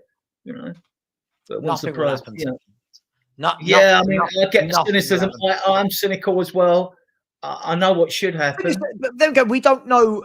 Look, with the City charges, I think it's been one of those conversations for so long, hasn't it? That we all think we know what should happen to them. We all think we know how bad the charges are. We all think we know the ins and outs. Let's be honest. None of us do we? As football fans, none of us know. The charges, I can send you the charges. I mean, like, no. We know what the charges are, but none of us know the actual truth as to, did they break them? What's happened? Is it? Well, they got away with, I think, what they call it? Was it APT? I think it was Associated Partnership Transactions. But I just think that was like sponsors sponsor them for a ridiculous amount of money, or or outside companies or own companies within their group of companies sponsoring them for. So they got away with that one. So but that's totally separate to what they've got to face. And Chelsea haven't even been charged with. And the thing is, like, when you go, it goes back to Willian. If you gained out of cheating, then you face repercussions. Well, Chelsea are going to get busted anyway, because Bowley admitted financial irregularities in the books after coming in from Abramovich. And then they kept going, want to sell their hotel to themselves, want to sell their women's team to themselves, blah, blah, blah, and all this stuff. It's got to be sorted, isn't it? It's just not. Otherwise, you might as well say, we just let everyone do what they want, and have no regulations. It's got to be sorted, because it is, it's not right. I mean, is that what you want? Do you want the Premier League to be like, I mean, it's usually top four, you've got them challenging, but do we want to turn it into like a 1 or 2 team league? So if Newcastle are worth 36 billion, they eventually can buy all the trophies they want. It's not good. I don't think it's good for football. But we'll see. Now we've got this financial regulator, the bill going through Parliament. It's passed all its reading. All houses are in favour. It's going to come. And whatever that costs the Premier League in wages and staff for the financial regulator do their job in the football governance bill, then the Premier League will have to pick up the bill for that as well. But they spent about isn't it mad, 40 million on legal cases and got nowhere, absolutely nowhere. Rick Parry and that lot, they should all go. Football used to be such a simple game, didn't it? And now in 2025, we're talking about legal cases and charges and FFP and financial stuff. Look, I don't want to go too long today. So what I do want to do is just say, look, the next Spurs game is Man City, Adrian. And it's tough. Man City they bought well. Pep's got them up for it. They're going to be in a title race probably again this year. It's at their ground. It's going to be a tough game, right? It's going to be a tough game. And I think we're going to go the same against PSG. I think Paulinho and Bentancur start, probably with Sarr for his legs. And, he up front, I'm not still not sure on Solanke's fitness. So Richie doesn't deserve. He's going to start Richie though. You can't drop Richie after that, can you? So Richie and Kudus will start. Options now. Do you play with Johnson because he scored, or do you bring Tell or Odebert in? So that left hand side, I think, but the team virtually picks itself. I think Dante comes back in for his throws.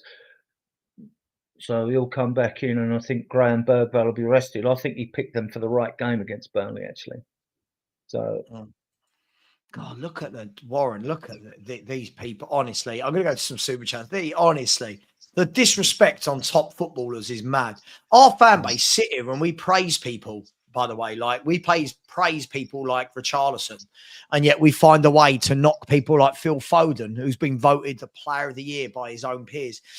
Let me get some super chats. Just really, really quickly. Chris Scorpion Nyland. He's got the best name on YouTube. I love this man's name. Said Hincapi would be sick on top of Savva and Savio. Just hope we can do those deals. That's a lot of money. It's a lot of money. Let's see if Daniel Levy and the board have got the minerals for it. Thank you, Krista. I agree with you. I'd love Hincapi to come to the club. Isaac the Red said, sorry for spamming. Great start in the Premier League summer. It's all right, dude. It's just you put the same message in about 15 times, and I do see the messages, mate. I do. But thank you very much for the super chat. Andy has said, big up, Savva. Really hoping for a big bomber soon. I think I'm at the stage with the Eze deal where it'll just be like a relief to get it over the line more than anything, mate. But yes, it would be lovely to have him in for Man City away. This is when you want your big players available. You want those signings in for these big games. I don't want them in for Burnley. I need them in for Man City's. Big up to you, Andy. Really appreciate that. Krista's coming again. Thank you very much, mate. So when we had Lennon and Bale, we then also had wingers that was good with goals and assists. Well, what we had with Lennon and Bale was we had two wingers that fullbacks needed to double up on. We became unpredictable. Does it go right to Lennon? Does it go left to Bale? And Spurs just flew down the wings. Let's get that back. Let's get that back. Hopefully. Big up to you. And thank you to Machina Joe, who has said, who determines how much a sponsorship is worth? I'm guessing the two parties that are negotiating the deal will determine how much a sponsorship is worth. I think the question is more asking like determining like what is too much, what is a bit of a piss take if you get offered too much. I see. Money. That's what I think. I mean, I don't know, but I'm assuming that's what it is. Yeah, I don't know, to be honest. I don't know. This is for brighter minds than myself who work in these teams that discuss all these great big sponsorship deals. You could look at average deals across the board that are similar to that. Like if it was a certain manufacturer and he sponsor, if it was Nike sponsoring you blow across the board and suddenly they give 3 times more money, not just because the club's a bigger name or a ridiculous amount more money than you think, hang about, But yeah, who knows? Yeah. But by the way, Moose, again, I'm seeing a lot of people now suddenly after 3 years of doing relatively little at Spurs and after 4 or 5 years before that in the Premier League of not really doing loads, suddenly now the only thing stopping Richie is his fitness. I think there's a lot more to being a striker, Musa, than there is scoring a couple of worldies. His hold-up play needs to improve. His touch needs to improve. He's got to get better with the more simple parts of the game, the laying it off, the linking up. I feel like we're going over the top. what gets me with today's strikers, when we were playing 4-2-2 or 4-3-3 with old Dealers and Villa and all that, Crooks and Archibald up front, they were getting like 45 goals between them. Now it seems, if a striker gets 13 goals, that's good.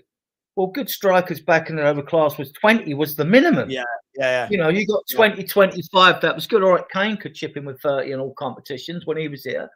But, you know, Sonny gets the golden boot and shares it with Salah, and he got, 17? I just think, well, and I understand why they get less goals because of the robotic football, the horseshoe football that's played. You get wingers down there, and every time people are saying cross the ball, and like you've got one person in the box. I mean, no, I agree, but you're right. Listen, let's be fair, right? I will congratulate Richarlison for yesterday. Great game. Yeah, couple of worldies. But we go from that. We go from a great game to, if this guy stays fit, he'll get 25. Adrian, I was having the debate yesterday. I won't name names, but we was having the debate yesterday in the chat, me and a couple of boys, weren't we? And I said, all of this notion that if he stays fit, he gets 20, 25 goals a season.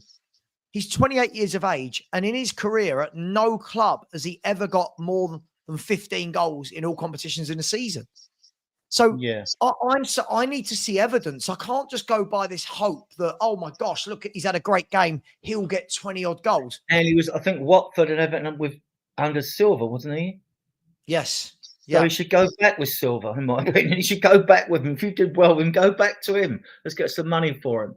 And it's like the other players. We've got rid of a lot of players out of this club. But Basuma, what's he done in 3 years? What's he done in 3 years at this club? You know, I mean, no, of course.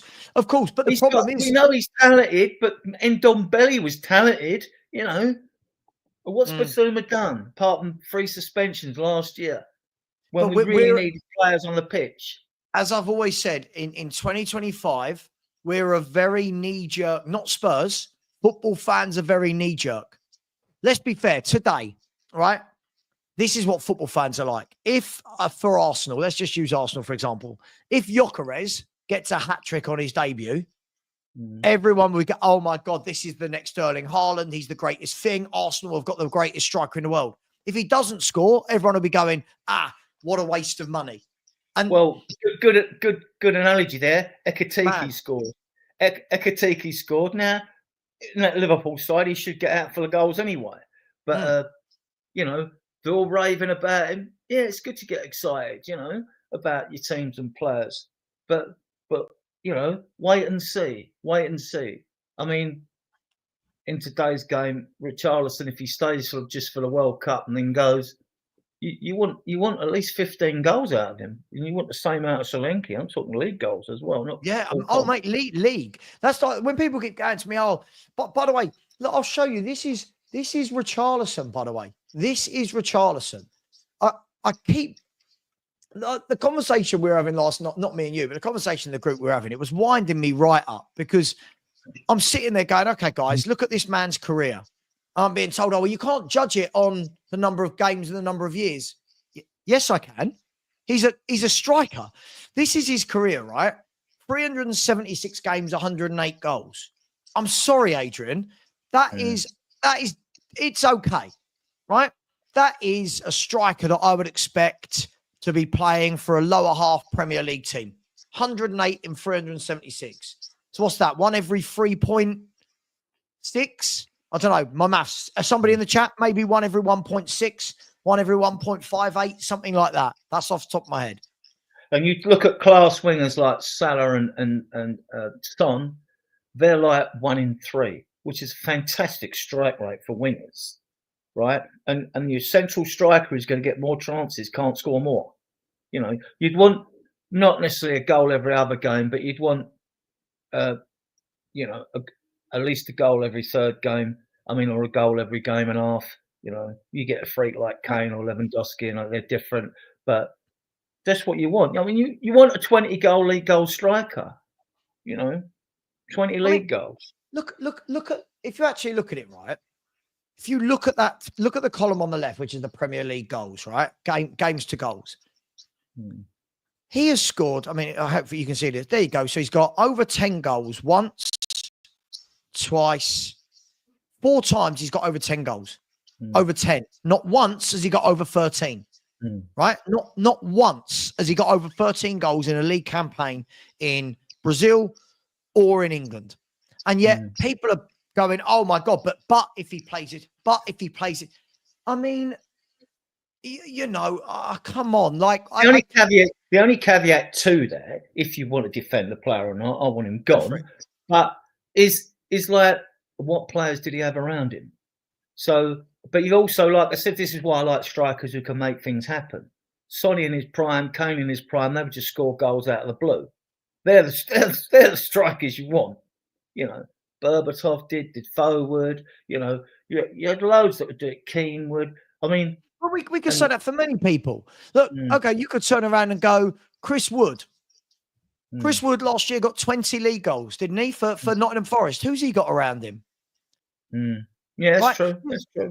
All I'm saying is I've not ever seen 1 year from Richarlison where I've gone, yeah. 13 is the maximum number of goals he's ever scored in a year. I'm sorry, he's decent, yes. But before, before you said something when you first joined the show. You said it's going to take a lot more to convince you, right? This is my point, Adrian. I can't watch a player have one great game. I can watch them have a great game and go, bloody hell, brilliant. I didn't know you had that in your locker. Praise them, but critique them when they don't play well.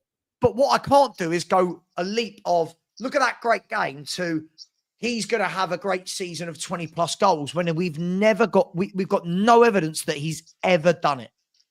He's never done it.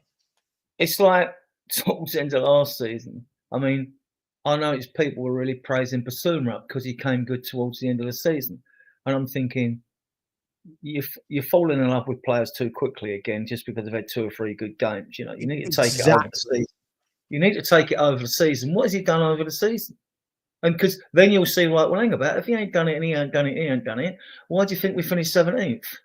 Because everyone played out of their skin, you know, and Ange went for the cup. Good luck to him. He'd be a legend, you know. But I just think, for me, it's okay to say a player's good or decent. I don't feel like every player has to have smoke blown up their arse because they've had one good game. Do you know what I mean? And you've got to look at it as well, right? Basuma, you're playing with Graham Bergvall in your midfield and Saul, right? You should be the one taking the game by a scruff of the neck, right? Because you've got young kids in the team alongside you. He hasn't got it. Very skillful, hasn't got it. He's the sort of player do well when you pack the midfield with 5 players and play a 4-5-1 or something like that. You know, when you pack the midfield, he looks good. I think that may be why he looks so good when he was at Brighton. But you know. Yeah, but by the way, people talking about injuries. Let's look at the injuries, shall we? So we're saying, have a look at the number of games he's actually played there. Look at this side here. 41, 38, 41, 40, 33, 35, 31. But even then, look, 24 games, only got 5 goals. Like, listen, I'm not knocking him. I don't want to knock him, Adrian, off the back of a great game. But already the loving from everybody, it's like you said, everyone's falling in love again. Do you know what this is like, Adrian? We've all got that one mate in life, right? We've all got that one mate that growing up, whatever, every girl he met, he fell in love with. Like, he couldn't just have one date and go, oh, see how it goes. Oh my God, I love her. I'm going to, you know, cuts off everyone else. I'm going to spend all my time with her, falls in love, and then it ends. We do this every single time with a player, right? We do this every single time. We don't ever wait for consistency. So, for example, if we get to December and Richie has made that number 9 spot his own, and we got to December and he's got himself 12, 13, 14 Premier League goals already, and he's got 3 or 4 others in the cup, I'll turn around and go, fair play. Fair play. He's turned it around. Yeah. I mean, with players, managers, I will support. I was brought up this way. You support every player, every manager at the club while they're at the club. Sure. Don't boo them, all that. Certainly none of that scummy racist abuse that Tel had to take. Sure. Things like that. I don't like penalty shootouts anyway.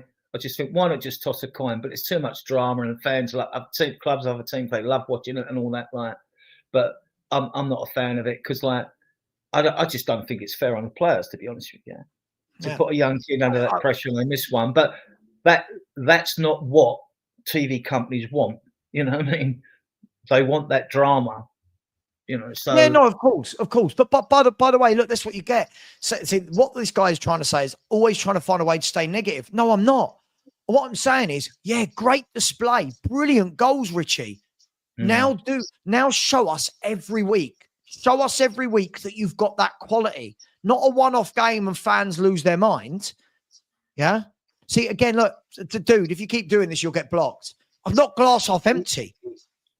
He went through that period when he was fit. He scored something like 7 goals in 10 games. Hit a bit of form. We thought, sure. Well, and I'm thinking, you need to keep this up. Keep this up, and you might. I've seen too many good strikers at this club. He's not consistent enough. He's not. No, he's not. He's not. Adrian, and I don't know about Slanky. I knew very little about Slanky when he was at Bournemouth. He come in, 15 goals, all comps in the first, new team and all that. Yeah, that's bad. It's decent. But like, if you're fit and you're getting a good season in this team, I want more. I want a lot more for you. Of course. Of course. I want 20 league goals. I want not this 17 and 13 and all that. I want 20 league goals. Yes, show me. Do you know what? This is what I'm saying. When people are saying it's glass half empty, no, show me. Show me over the next 10, 15 games, play every week, stay fit, and you know what? Score goals. And if you do that, then fans like me have to go, okay, cool, he's turning a corner. But Adrian, I'm using the evidence that he's 28 years of age. I'm not talking about a 21-year-old. I'm talking about a 28-year-old that has never done this consistently. What we saw yesterday, we don't see games like this from him very often. But what we're going to do is already, I'm seeing all the videos. If Richie stays fit, he can get 30 goals. It's like, oh my God, like just, and then what will happen is, if he doesn't, at the end of the season, people will go, oh, we didn't back the manager. We didn't get a better striker. Which one? Look, I'm all for it. But you know what? You've got to show me a lot more. And it needs to be against better teams than Burnley. I don't think that's unfair. Let's see him do that next week against Man City. We're going to have to score goals when we get European football. Now, we know we're not going to win a Premier League. We know we're not going to win a Champions League. We have a chance. You've always got a chance. The domestic cup, who you draw, get home draws and whatever. So now you're looking at qualifying for Europe. I think the squad's good enough to get 7th, 6th or 5th. I mean, Levy'd want Champions League, but Europa League for me, I think when we're in that, we can win that, right? We can win that, though, you know? So, like, from a fan's point of view of nicking a bit of silverware, you know, you'd think, well, would you rather want 5th over 6th? We're not ready to. I mean, you want to go in there. We're not nowhere near ready to win the Champions League. I mean, if you get to the quarterfinals, I think it'd be brilliant. But and then we can all moan when we get knocked out, right? but I mean, like, if we were in the Europa League, you're thinking, yeah. And then I think after English teams keep winning it, I think your UEFA will change the rules. They'll change the rules. Like, that's what they'll do, because like Europe will get fed up with us winning it all the time. So like, and I think the teams that are in it now can win it. You know, but it's so funny that we go from all window. All I've been seeing is everyone going, "Oh, can't believe Richie hasn't sold. He needs to go to Saudi. Surely someone in Turkey." We go from that to, do you know what? He's great. People think Solanke's great. All right, why is everyone asking for another striker then? The other thing that gets me is sell-on value, right? If you're buying a player and you're given a 5-year contract with a year's option extension, you should be buying that player not thinking about the sell-on value, that he's going to actually see out his contract. You're buying him because you like that player. I mean, look, I wanted Kane and Son to stay. Look, I know it made good business sense to sell them, but being selfish as a fan, I just want to see the best players at my football club playing. I'm buying it. I'm paid for a season ticket. I'm lucky enough to go to the games, right? So people are going to me, oh, you know, what's wrong with you? Because you want Kane to stay or something like that. I said, funnily enough, if he'd have stayed, we'd have got Champions League football, but then we wouldn't have won the Europa League, right? You know what I mean? Because we would have got, because we only needed one win or maybe 4 points that season to get us in that position.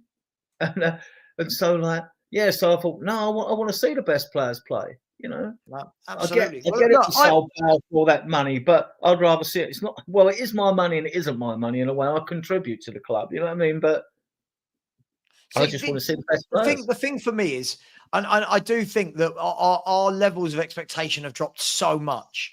Like, you've seen more than me, obviously, Adrian, without being rude. But in my lifetime, you know, I've watched Clive Allen. I've watched Gary Lineker. I've watched Jermaine Defoe, Robbie Keane, Kane, Berbatov, Klinsmann, Sheringham. You know, now when I watch people like Richarlison and I see fans going, oh, this boy, I'm like, no, I'm sorry. I'm used to watching top centre forwards play, but hey, that's with me. And we've only ever signed in the history 2 world-class players. We've had players that have gone on to be world-class. Yep. We signed Which two are you going with? Jimmy Greaves and Jurgen Klinsmann. Jimmy Greaves was world-class and Jurgen Klinsmann. They're the only 2. Now, we had our Dealers and Villa. You didn't talk about world-class when they won the World Cup in '78, when we got promoted from the 2nd division. I'm following the team in 2nd division on mud banks. People don't know what luxury they've got to go to football nowadays. We used to stand out in the rain, no food or nothing. Open ends, right? Yeah, it's like, but they were world class. So like, maybe you could say Van der Vaart was when he came in at a last minute signing. Right? Yeah, you might be able to say that about Van der Vaart. And you got, to me, Greaves and Klinsmann the only 2. Others have come in, turned out to be Modric, obviously world class, you know. And you could say that afterwards we realised that Odell, our Dealers and Villa were world class, but not what about my boy David? What about my boy David? Well, what, Edgar Davids or no? Or David Ginola. David Ginola. He was brilliant. That season he got both the awards, didn't he? Player of the Year and what's name. And to think we got him for Newcastle, we nicked their front 3, didn't we? We got the winger and we got Soles Ferdinand as well, didn't we? We nicked their front 3. And I see Ginola do things with the ball from almost impossible, like on the byline positions, just bring the ball down out of the air. I thought, it's not possible. You can't do that. No. You've got no right to be able to do that. Don't see players like that now. No. Well, look, let me bring Soren in. It is a blast from the past, Soren. How you doing, man? You well? Too bad, thanks. Just listening to you talking about Richie, so I thought I'd come on. I was hoping. Are you in the Richie Defence League? The RDL? You know, the Richarlison Defence League, Soren? No, look, I mean, you know me, I'm always on the positive side. So I just think when you look at Richie, I think a lot of those games, especially from Everton and that, he was more of a winger than he was a central striker. And when he's played for us, we've got to look at the fact he was playing in that Ange-Postecoglou system, which didn't really rely on strikers scoring goals. I know that sounds stupid, but it was more about the closing down with Richie. But I think when you look at him, he's got it in him, but you can't play him as a striker like Harry Kane, where you give him the ball and he'll make chances for himself because he's got a shit touch. We know that. But if he doesn't have to actually think about it, where he's literally got a decent cross coming in or balls playing where he just literally hits it, then he seems to score. It's when he's got to actually do something with the ball first, like have a touch and then score, that he just can't do it. So, someone in the chat, Soren, said if you give him 3 or 4 seconds bearing down on goal, you don't get anything. If you give him an overhead kick, the Brazilian in him comes out. Do you know what I mean?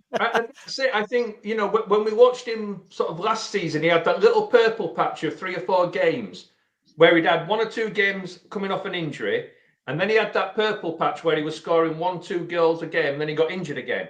And I think that's the problem with Richie, that we've seen, as a Tottenham player, we've seen him, and just as he starts to almost hit a bit of form, he's injured again.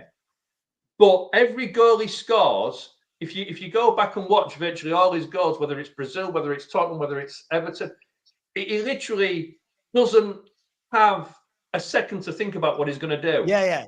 It's he's not a clinical striker, is he, Soren? He's not a. There are certain players like if you. I don't want to use this example, but I'm going to. If you look at Erling Haaland, the instinct, he is always in. People always go, "Oh, tap-ins." He is always in the right place in that box. He gets it. Richie, for me, is. Yes, I get what you're saying. He played on the left. Then for us, these issues. But the problem is, if you get to 28 and you have to put all these caveats on a player, surely a bit of you's got to say, well, why did Everton play him down the left? Why wasn't he the main man through the middle? If he's that good, why was he the guy not? If he's that good, why did he not play last year instead of Dominic Solanke? You know what? If he's that good, why did Spurs go and buy Solanke at 60 million? So and you I'm could, not. I think when you look at Solanke, though, we expected him to score goals last season, and what did he get? I mean, 15. I didn't expect him to. I'll be honest, Soren. Well, no, but again, you know me, Soren. You know me and my heart. Look. What is this glass? Is this half empty or half full? You make your mind up. I would say it's about 2/3. It's hang on. Let me get negative. Is there a bit of a lip, or is it a straight glass? Right. So there you go. Half empty. Third full now. Or you could make a case for Wednesday, Richie playing on the left. Then you got Kudus on the right. Then who are we playing through the middle? Because that would make us more solid with Sarr, Paulina, and Bentancur as the midfield three. But this is showing where we haven't got it in a central striker role. Really, you could gamble against City. They're not a team you gamble against, really. I mean, all right, you could put a number 9 up if they miss a chance. It's not critical as a centre back making a mistake, But we still. Okay. Is there a world for you? Is there a world for you where we could play? Now this might upset the Johnson fan. Whatever I talk about, I upset a group of fans. So sod it. Let's do it. In a world where we play Solanke through the middle, now he's back, and we say to Richie, go and do, obviously Savio we want, but until that, go and do the role on the left that Johnson's doing. Because the one thing I'll give Richarlison is he will do a hell of a lot more out on the left there than Brennan Johnson does. He's a threat and he's a handful, isn't he? He's a handful. He's a pain in For the all arse. his failings, he's a physical presence on the left. Johnson hasn't got that physical presence that he's got, is he? No. So he's a physical presence on the left, which defenders hate. Because he'll rub up against you with throw-ins, he'll be in your face. I mean, we all love the shithousery, right? So he would, having them two, I don't think Frank's too much of a professor to gamble playing like Johnson through the middle, and he is an inside forward. I'd want him. I didn't want him at the club, I've got to be honest, but I can't knock 18 goals last season. At least he's scoring them. But you know what you're getting from him, right? Look, look, with Brennan Johnson on yesterday, if I said last night, yesterday, if you could say, right, show me a 90 minutes that tells you everything you need to know about Brennan Johnson, yesterday was it. I didn't know he was playing. Oh, he's popped up with a goal. Then I didn't know he was playing again. That's Brennan Johnson, right? He's a much better. I mean, last year when he was taking all that stick in the media, which was out of order on social media, and he started with that goal against Coventry away in the cup. That was a good finish to chip over the keeper because Spence got the other one. We should have been beaten out of sight, right? And then he scored a few from outside the box. And I started I'm watching now. I'm thinking, hang about. I could be wrong about you because I've given Porro loads of stick and I think he's a superbly talented player, but I still think he could be better defensively. But I think, hang about. And then he finished with all the goals. Then people say tapping merchants. He's got a striker's instinct, which Richarlison hasn't got. You have to be in the right position. And if you train like they did under Ange, where when the winger's got the ball down there, I want you coming in on the far post or being in a position. That was definitely part of the training, right? And he banged him. No, he's more than a tapping merchant. But in that first season, he only got 5. And I thought, what we got here? Because he was doing Werner. He was doing Werner impressions and blasting them over the bar and blasting them wide, wasn't he? Yeah. And then he 5 to 18. I thought that's a big jump. And then I'm thinking, under the Ange system, when Werner and Johnson were playing, people were going work rate, work rate. I get that. But how much was tactical and you're told to stay out there? Told to stay out there. Because you didn't have to tell Harry Kane to come back and defend, or even Solanke will come back. But these players, they weren't coming back. Werner might do a bit now and again. But isn't it this though? Isn't it this though? And this is spot on. This is the difference. What we're talking about Brennan Johnson does is okay if you are the striker. The problem is he's doing it as a left-sided winger or a right-sided winger. And unfortunately, the other 99, the other 89 minutes of the game, it's like playing with 10 men. Yesterday, Soren, everything Kudus, didn't it? And he should use his pace. He should use his pace to go past players. I sit against PSG. Was it in a couple of pre-season games? I actually see him take his man on and beat him, but I haven't seen enough of it. I'm thinking, right, and you're another one like Tell, right? We haven't seen enough of Tell, and yet they must see. They've seen more of it, Tell, in training than we have to sign him up. They must have done. It can be the only reason. Because, like, see, there's a player that I've watched his videos when he weren't going to play as a number 9 because Kane was there at Bayern. And he looks a good player, but I don't know if he can do it in the Premier League. I've got more confidence that Odegaard will do it in the Premier League than Tell. But like Johnson again, I think we'll see how he goes this season. How many games he gets this season? Because when the other two come in, you know, Frank's going to have Johnson nice selection problem to have if you bring in Eze and Savino. The thing with Johnson though is I don't know. When you were kids, you used to play down field, whatever field you could get on, and you'd always have one kid that sits on goal line at the other end, pretending to be injured or knackered. And then as soon as the ball went up, he'd stand up, come and score a goal, and go sit back down again. And that's kind of Brennan Johnson for me, that, like you say, he doesn't do enough through the game. He's obsolete. You know, you've got a lad there that's got pace, that could run down the wing, cross a ball, and do some good. But other than being on that back post and doing a tap-in, you kind of like playing with 10 men for the rest of the game, because he didn't come back enough and help defend. All right. So where we're always arguing that, you know, we had a weak side, whether it was Archie Gray or whether it was Porro, there was nobody in front of him helping with the work rate. So that was always the weakest side. If you switch it around, though, if he gets his 18 goals last season and we finish 5th, the fact that he hadn't put the work rate in, there's no argument. No one's saying a thing. No, but no, you have to. Nah, sorry, Adrian, I'm going to have to disagree on this one. Well, fair enough.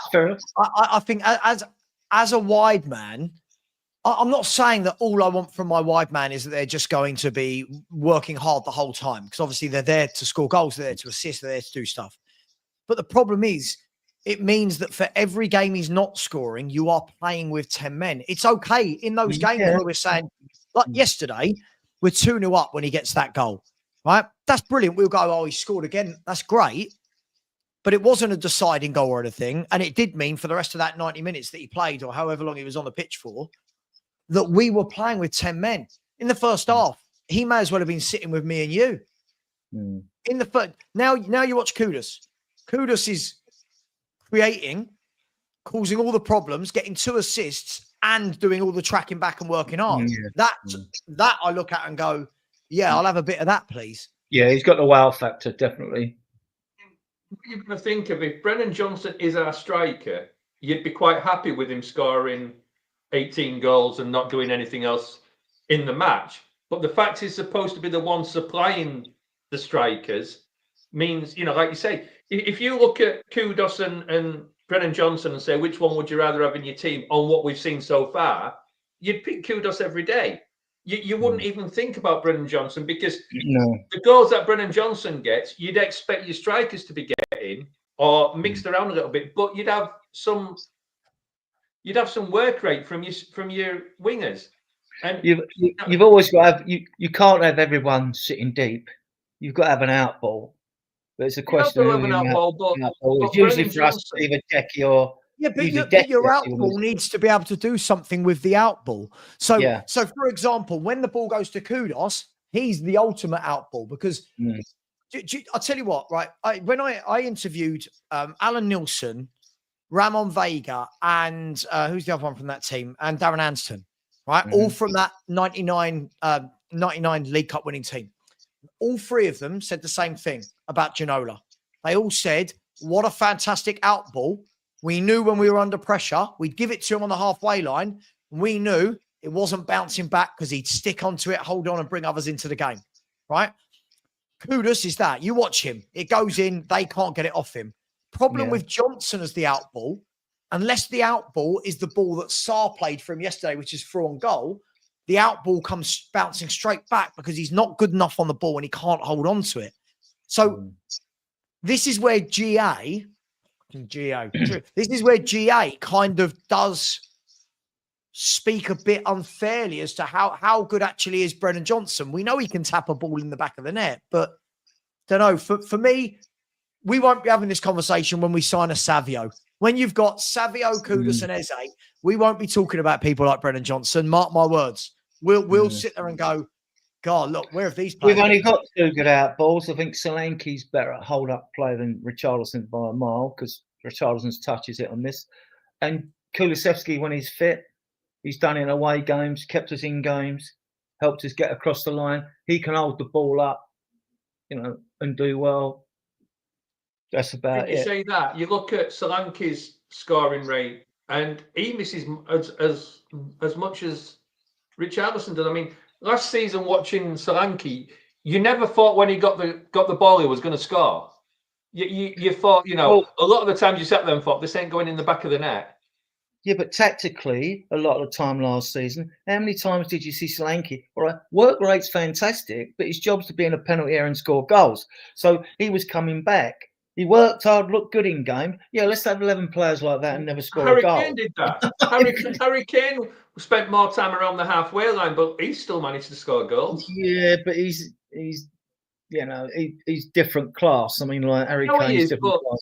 But when you're that good, you can do what you want, basically. But you can't put that argument that he was coming back. Line, when Kane would spray a 40-yard ball to Son away to Liverpool, and Son runs on a quick free kick, and Son runs on to score it. Kane was just like, if Kane had another yard of pace, you know what I mean? But Kane's world class. I mean, it's a difference. Yeah, but what I'm saying is, though, you can't put an argument in and say, well, if he's coming back and defending, that he's not going to be up. Well, you can't as a striker, you can be. Look, I mean, if you said with Solanke then that he was going to stay up and around the box and just score goals, he still needs plenty of chances to score those goals. He's not a prolific striker. So you look at. I would dare say if you had somebody in the box to score a goal and you had to choose between Brennan Johnson and Solanke, you would probably put more money on Brennan Johnson putting it in the back of the net. But the problem is with the rest of them putting crosses into the box. But if you look at Solanke's stats in his career, how many headers has he scored? Hardly any. Go and look at how many headers. Do you know what? This is a good point. Somebody, I don't know. I can't remember who I was debating with. Somebody. The other week, and they said, "Oh, look how brilliant Solanke is in the air." I was like, "Okay, let's go and see how many Premier League goals this man scored with his head." And I think it's something like 6. Like, everyone goes on like he's got 25, 30 goals with his head, and he hasn't. But Solanke's but it doesn't mean to say that. And caveat to that, just sorry to interrupt. It doesn't mean to say that he can't be there as present. He flicks the ball on, causes a bit of chaos, and we get a goal from that. You know what I mean? So of course there is that. He's the same. He's the same as Richie. And what I mean by that is when that ball goes in and around 20 yards, 25, 30 yards from goal, there are certain strikers that get the ball and you think something's going to happen here. At least the keeper's going to work, right? He's got, when Defoe would get the ball back to goal, 25, 30 yards out, you knew that he was going to spin, shuffle the ball out, and he's going to get a shot away and it's going to test the keeper or go in the net. Sheringham, obviously, in and around that 20, Klinsmann, Kane. When Solanke gets the ball anywhere in and around the box, not one part of me goes, yeah. Do you know what I mean? Not what like yesterday. He swiveled and shot and dragged. Yeah, that was one thing he did. That was good. That was good. I noticed that. I thought, but not clinical, right? No. not clinical. Whereas if Richie in that position, that doesn't happen. Richie needs the extra second or two. It's like to get the lovely goal we got, But the thing is, the only argument I would have with it all is this season could be very, very different for our strikers. We could see two very different strikers with the system we're hoping to play. Now, sure. With Richie, my argument has always been for the last 2 seasons we've had him is we just haven't given him the right kind of service. I know there's that picture going around where he was on the goal line and he missed the bloody goal with his head and all this lot. But he's going to hit the target more often if he's got a good ball to him than what he is if he's got to create a goal. With Solanke, you kind of look at him and think he's maybe going to create a chance himself, but then he doesn't finish it. That's the problem, that he has the hold-up play, but he hasn't necessarily got the finishing play. That comes back to my favourite saying, hope is not a strategy. We hope this is going to happen with our front three. When Kane and Son were in their prime, we knew what was going to happen. We knew what was going to happen. And that's the big... And I don't know. I don't even know what a best front three is. I don't even know. Different levels of footballer that we're talking about, aren't we there? Do you know what I mean? And this is why, as I keep saying to everyone who keeps trying to big up these players, and some of them are decent, but decent isn't what you need to be better. If, because I know the whole fan base has gone into meltdown that Eze's starting for Palace. I don't know why anyone thought any differently. If you bring in Eze and you've got Savio left, Eze through the middle and Kudus on the right, all of these conversations about the likes of should Richie be on the left and how good is Brennan Johnson, and they all go away because you will see the level. Kudus has already shown in pre-season and in that game yesterday. Kudus already has got people going, cool, look at the difference. And this is a guy that loads of our fan base didn't even want, because why? They looked purely at his GA for 1 season and went, he's shit. He's shit. He's got an attitude problem. No, that's a class footballer that was playing in a really crap team. So I don't think we'll talk about it. I genuinely don't. We won't talk about it. It's like when... To a lesser level, if you remember when Bentancur and Kulu came in that January, right? I'm not saying they're not good players, but you've got to remember that they took the place of people like Sissoko, Winks, and Skip. So straight away, we all went, oh my God, Bentancur's like prime Beckenbauer. No, this is what a good central midfielder looks like. Do you know what I mean? Kulu was taking the place of... Was there anyone he was taking the place of? I don't know. Maybe Lucas Moura. This is what we will see. We will see class, and then we'll all go, maybe we did overpraise some. Frank likes to play a narrow midfield pivot, which I like. I'm a fan of the 4-2-3. I'm not a fan of a back five, but it's all systems fail and they'll work. You know what I mean? So it depends on the players you've got. But I like the fact that Polina can release Bentancur. Before I had that ACL, I remember him in games, he would drag us up the pitch. He scored against Chelsea, didn't he, away and things like that. I like the player. I think, but he's Marmite of some, and Frank wants him to sign a new contract. Well, no one's going to diss Frank, are they? I mean, so far he's done really well, and he showed that he will adapt and play the youngsters. I mean, I think that them two in midfield, Paulina and Bentancur, I think they're a bit of a game changer for us. We can be good defensively on a day without the two of them, but now I don't see any team possibly sitting the top ones, the top 4 teams. I don't see anyone scoring more than 2 goals past us.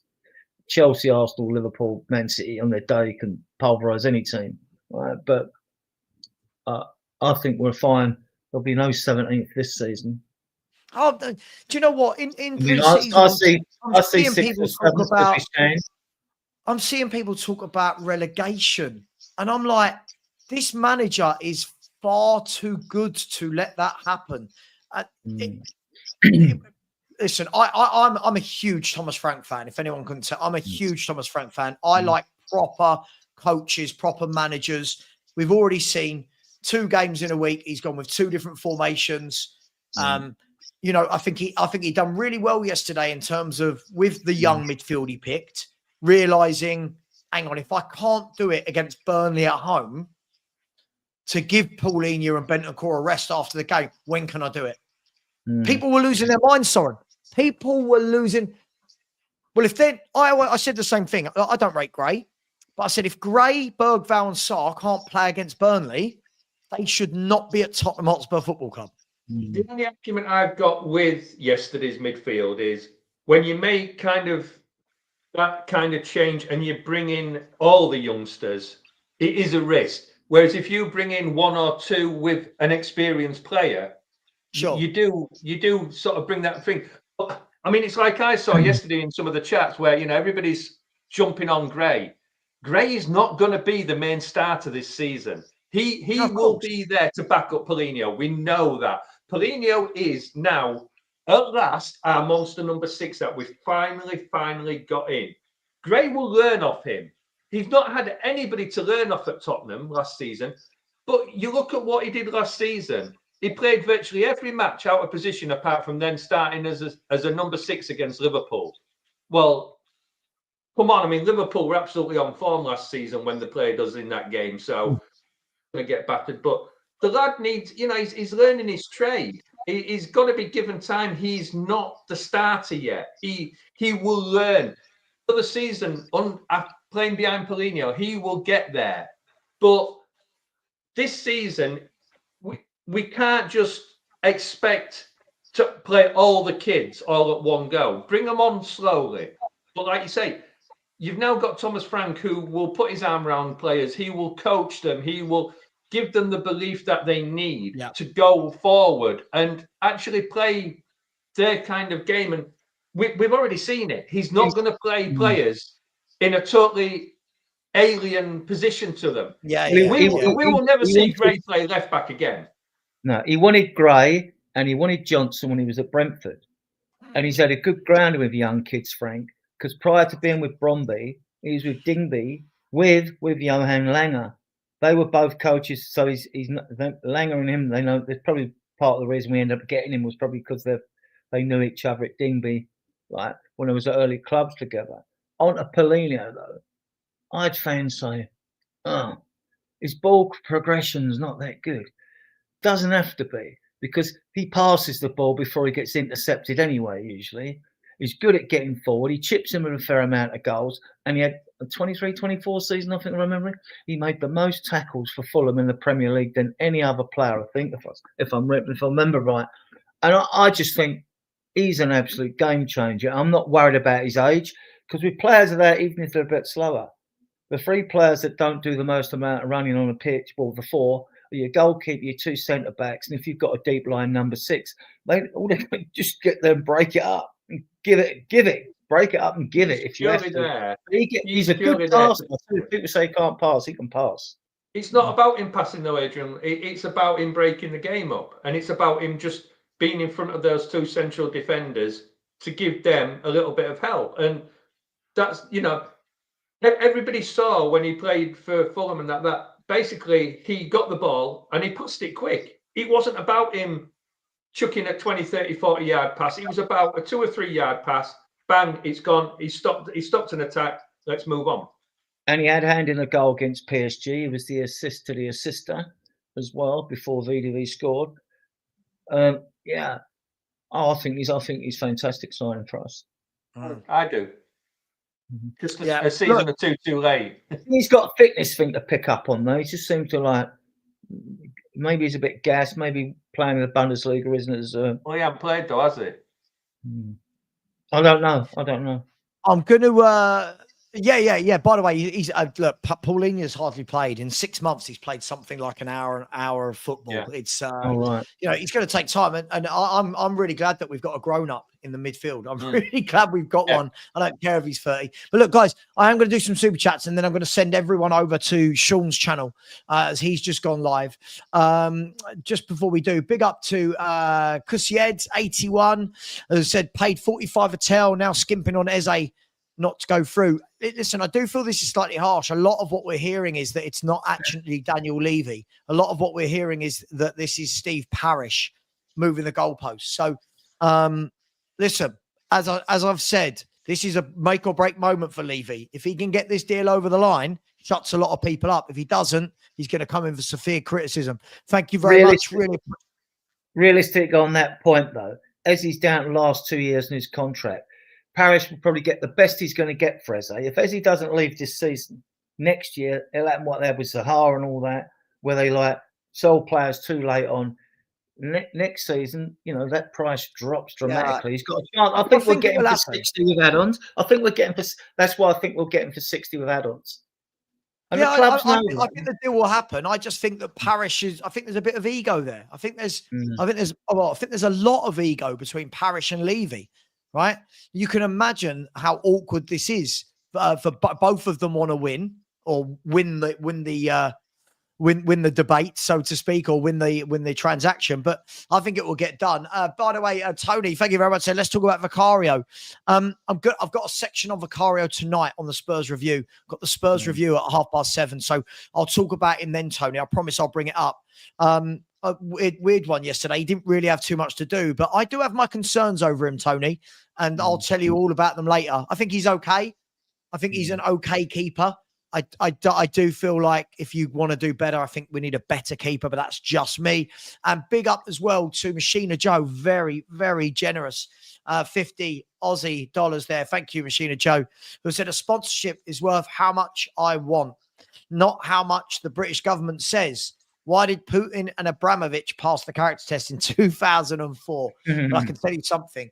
As much as I appreciate the super chat, I'm not getting into any talk about governments and about Putin and about Roman Abramovich. But yeah, listen, a sponsorship is worth whatever the deal is agreed, right? This is very generous. You've been very generous to me lately, Machina Joe.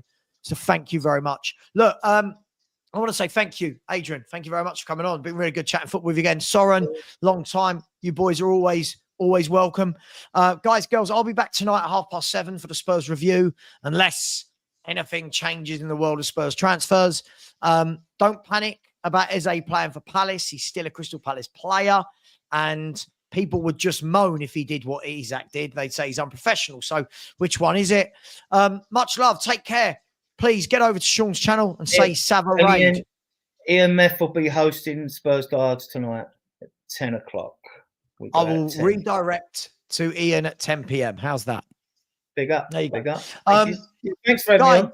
Good. No, thank you. Please say Savva Raid. Just stay here. It will take you all the way over to Sean. Thank you. Goodbye. And as always, come on, you Spurs. Come on, you Spurs.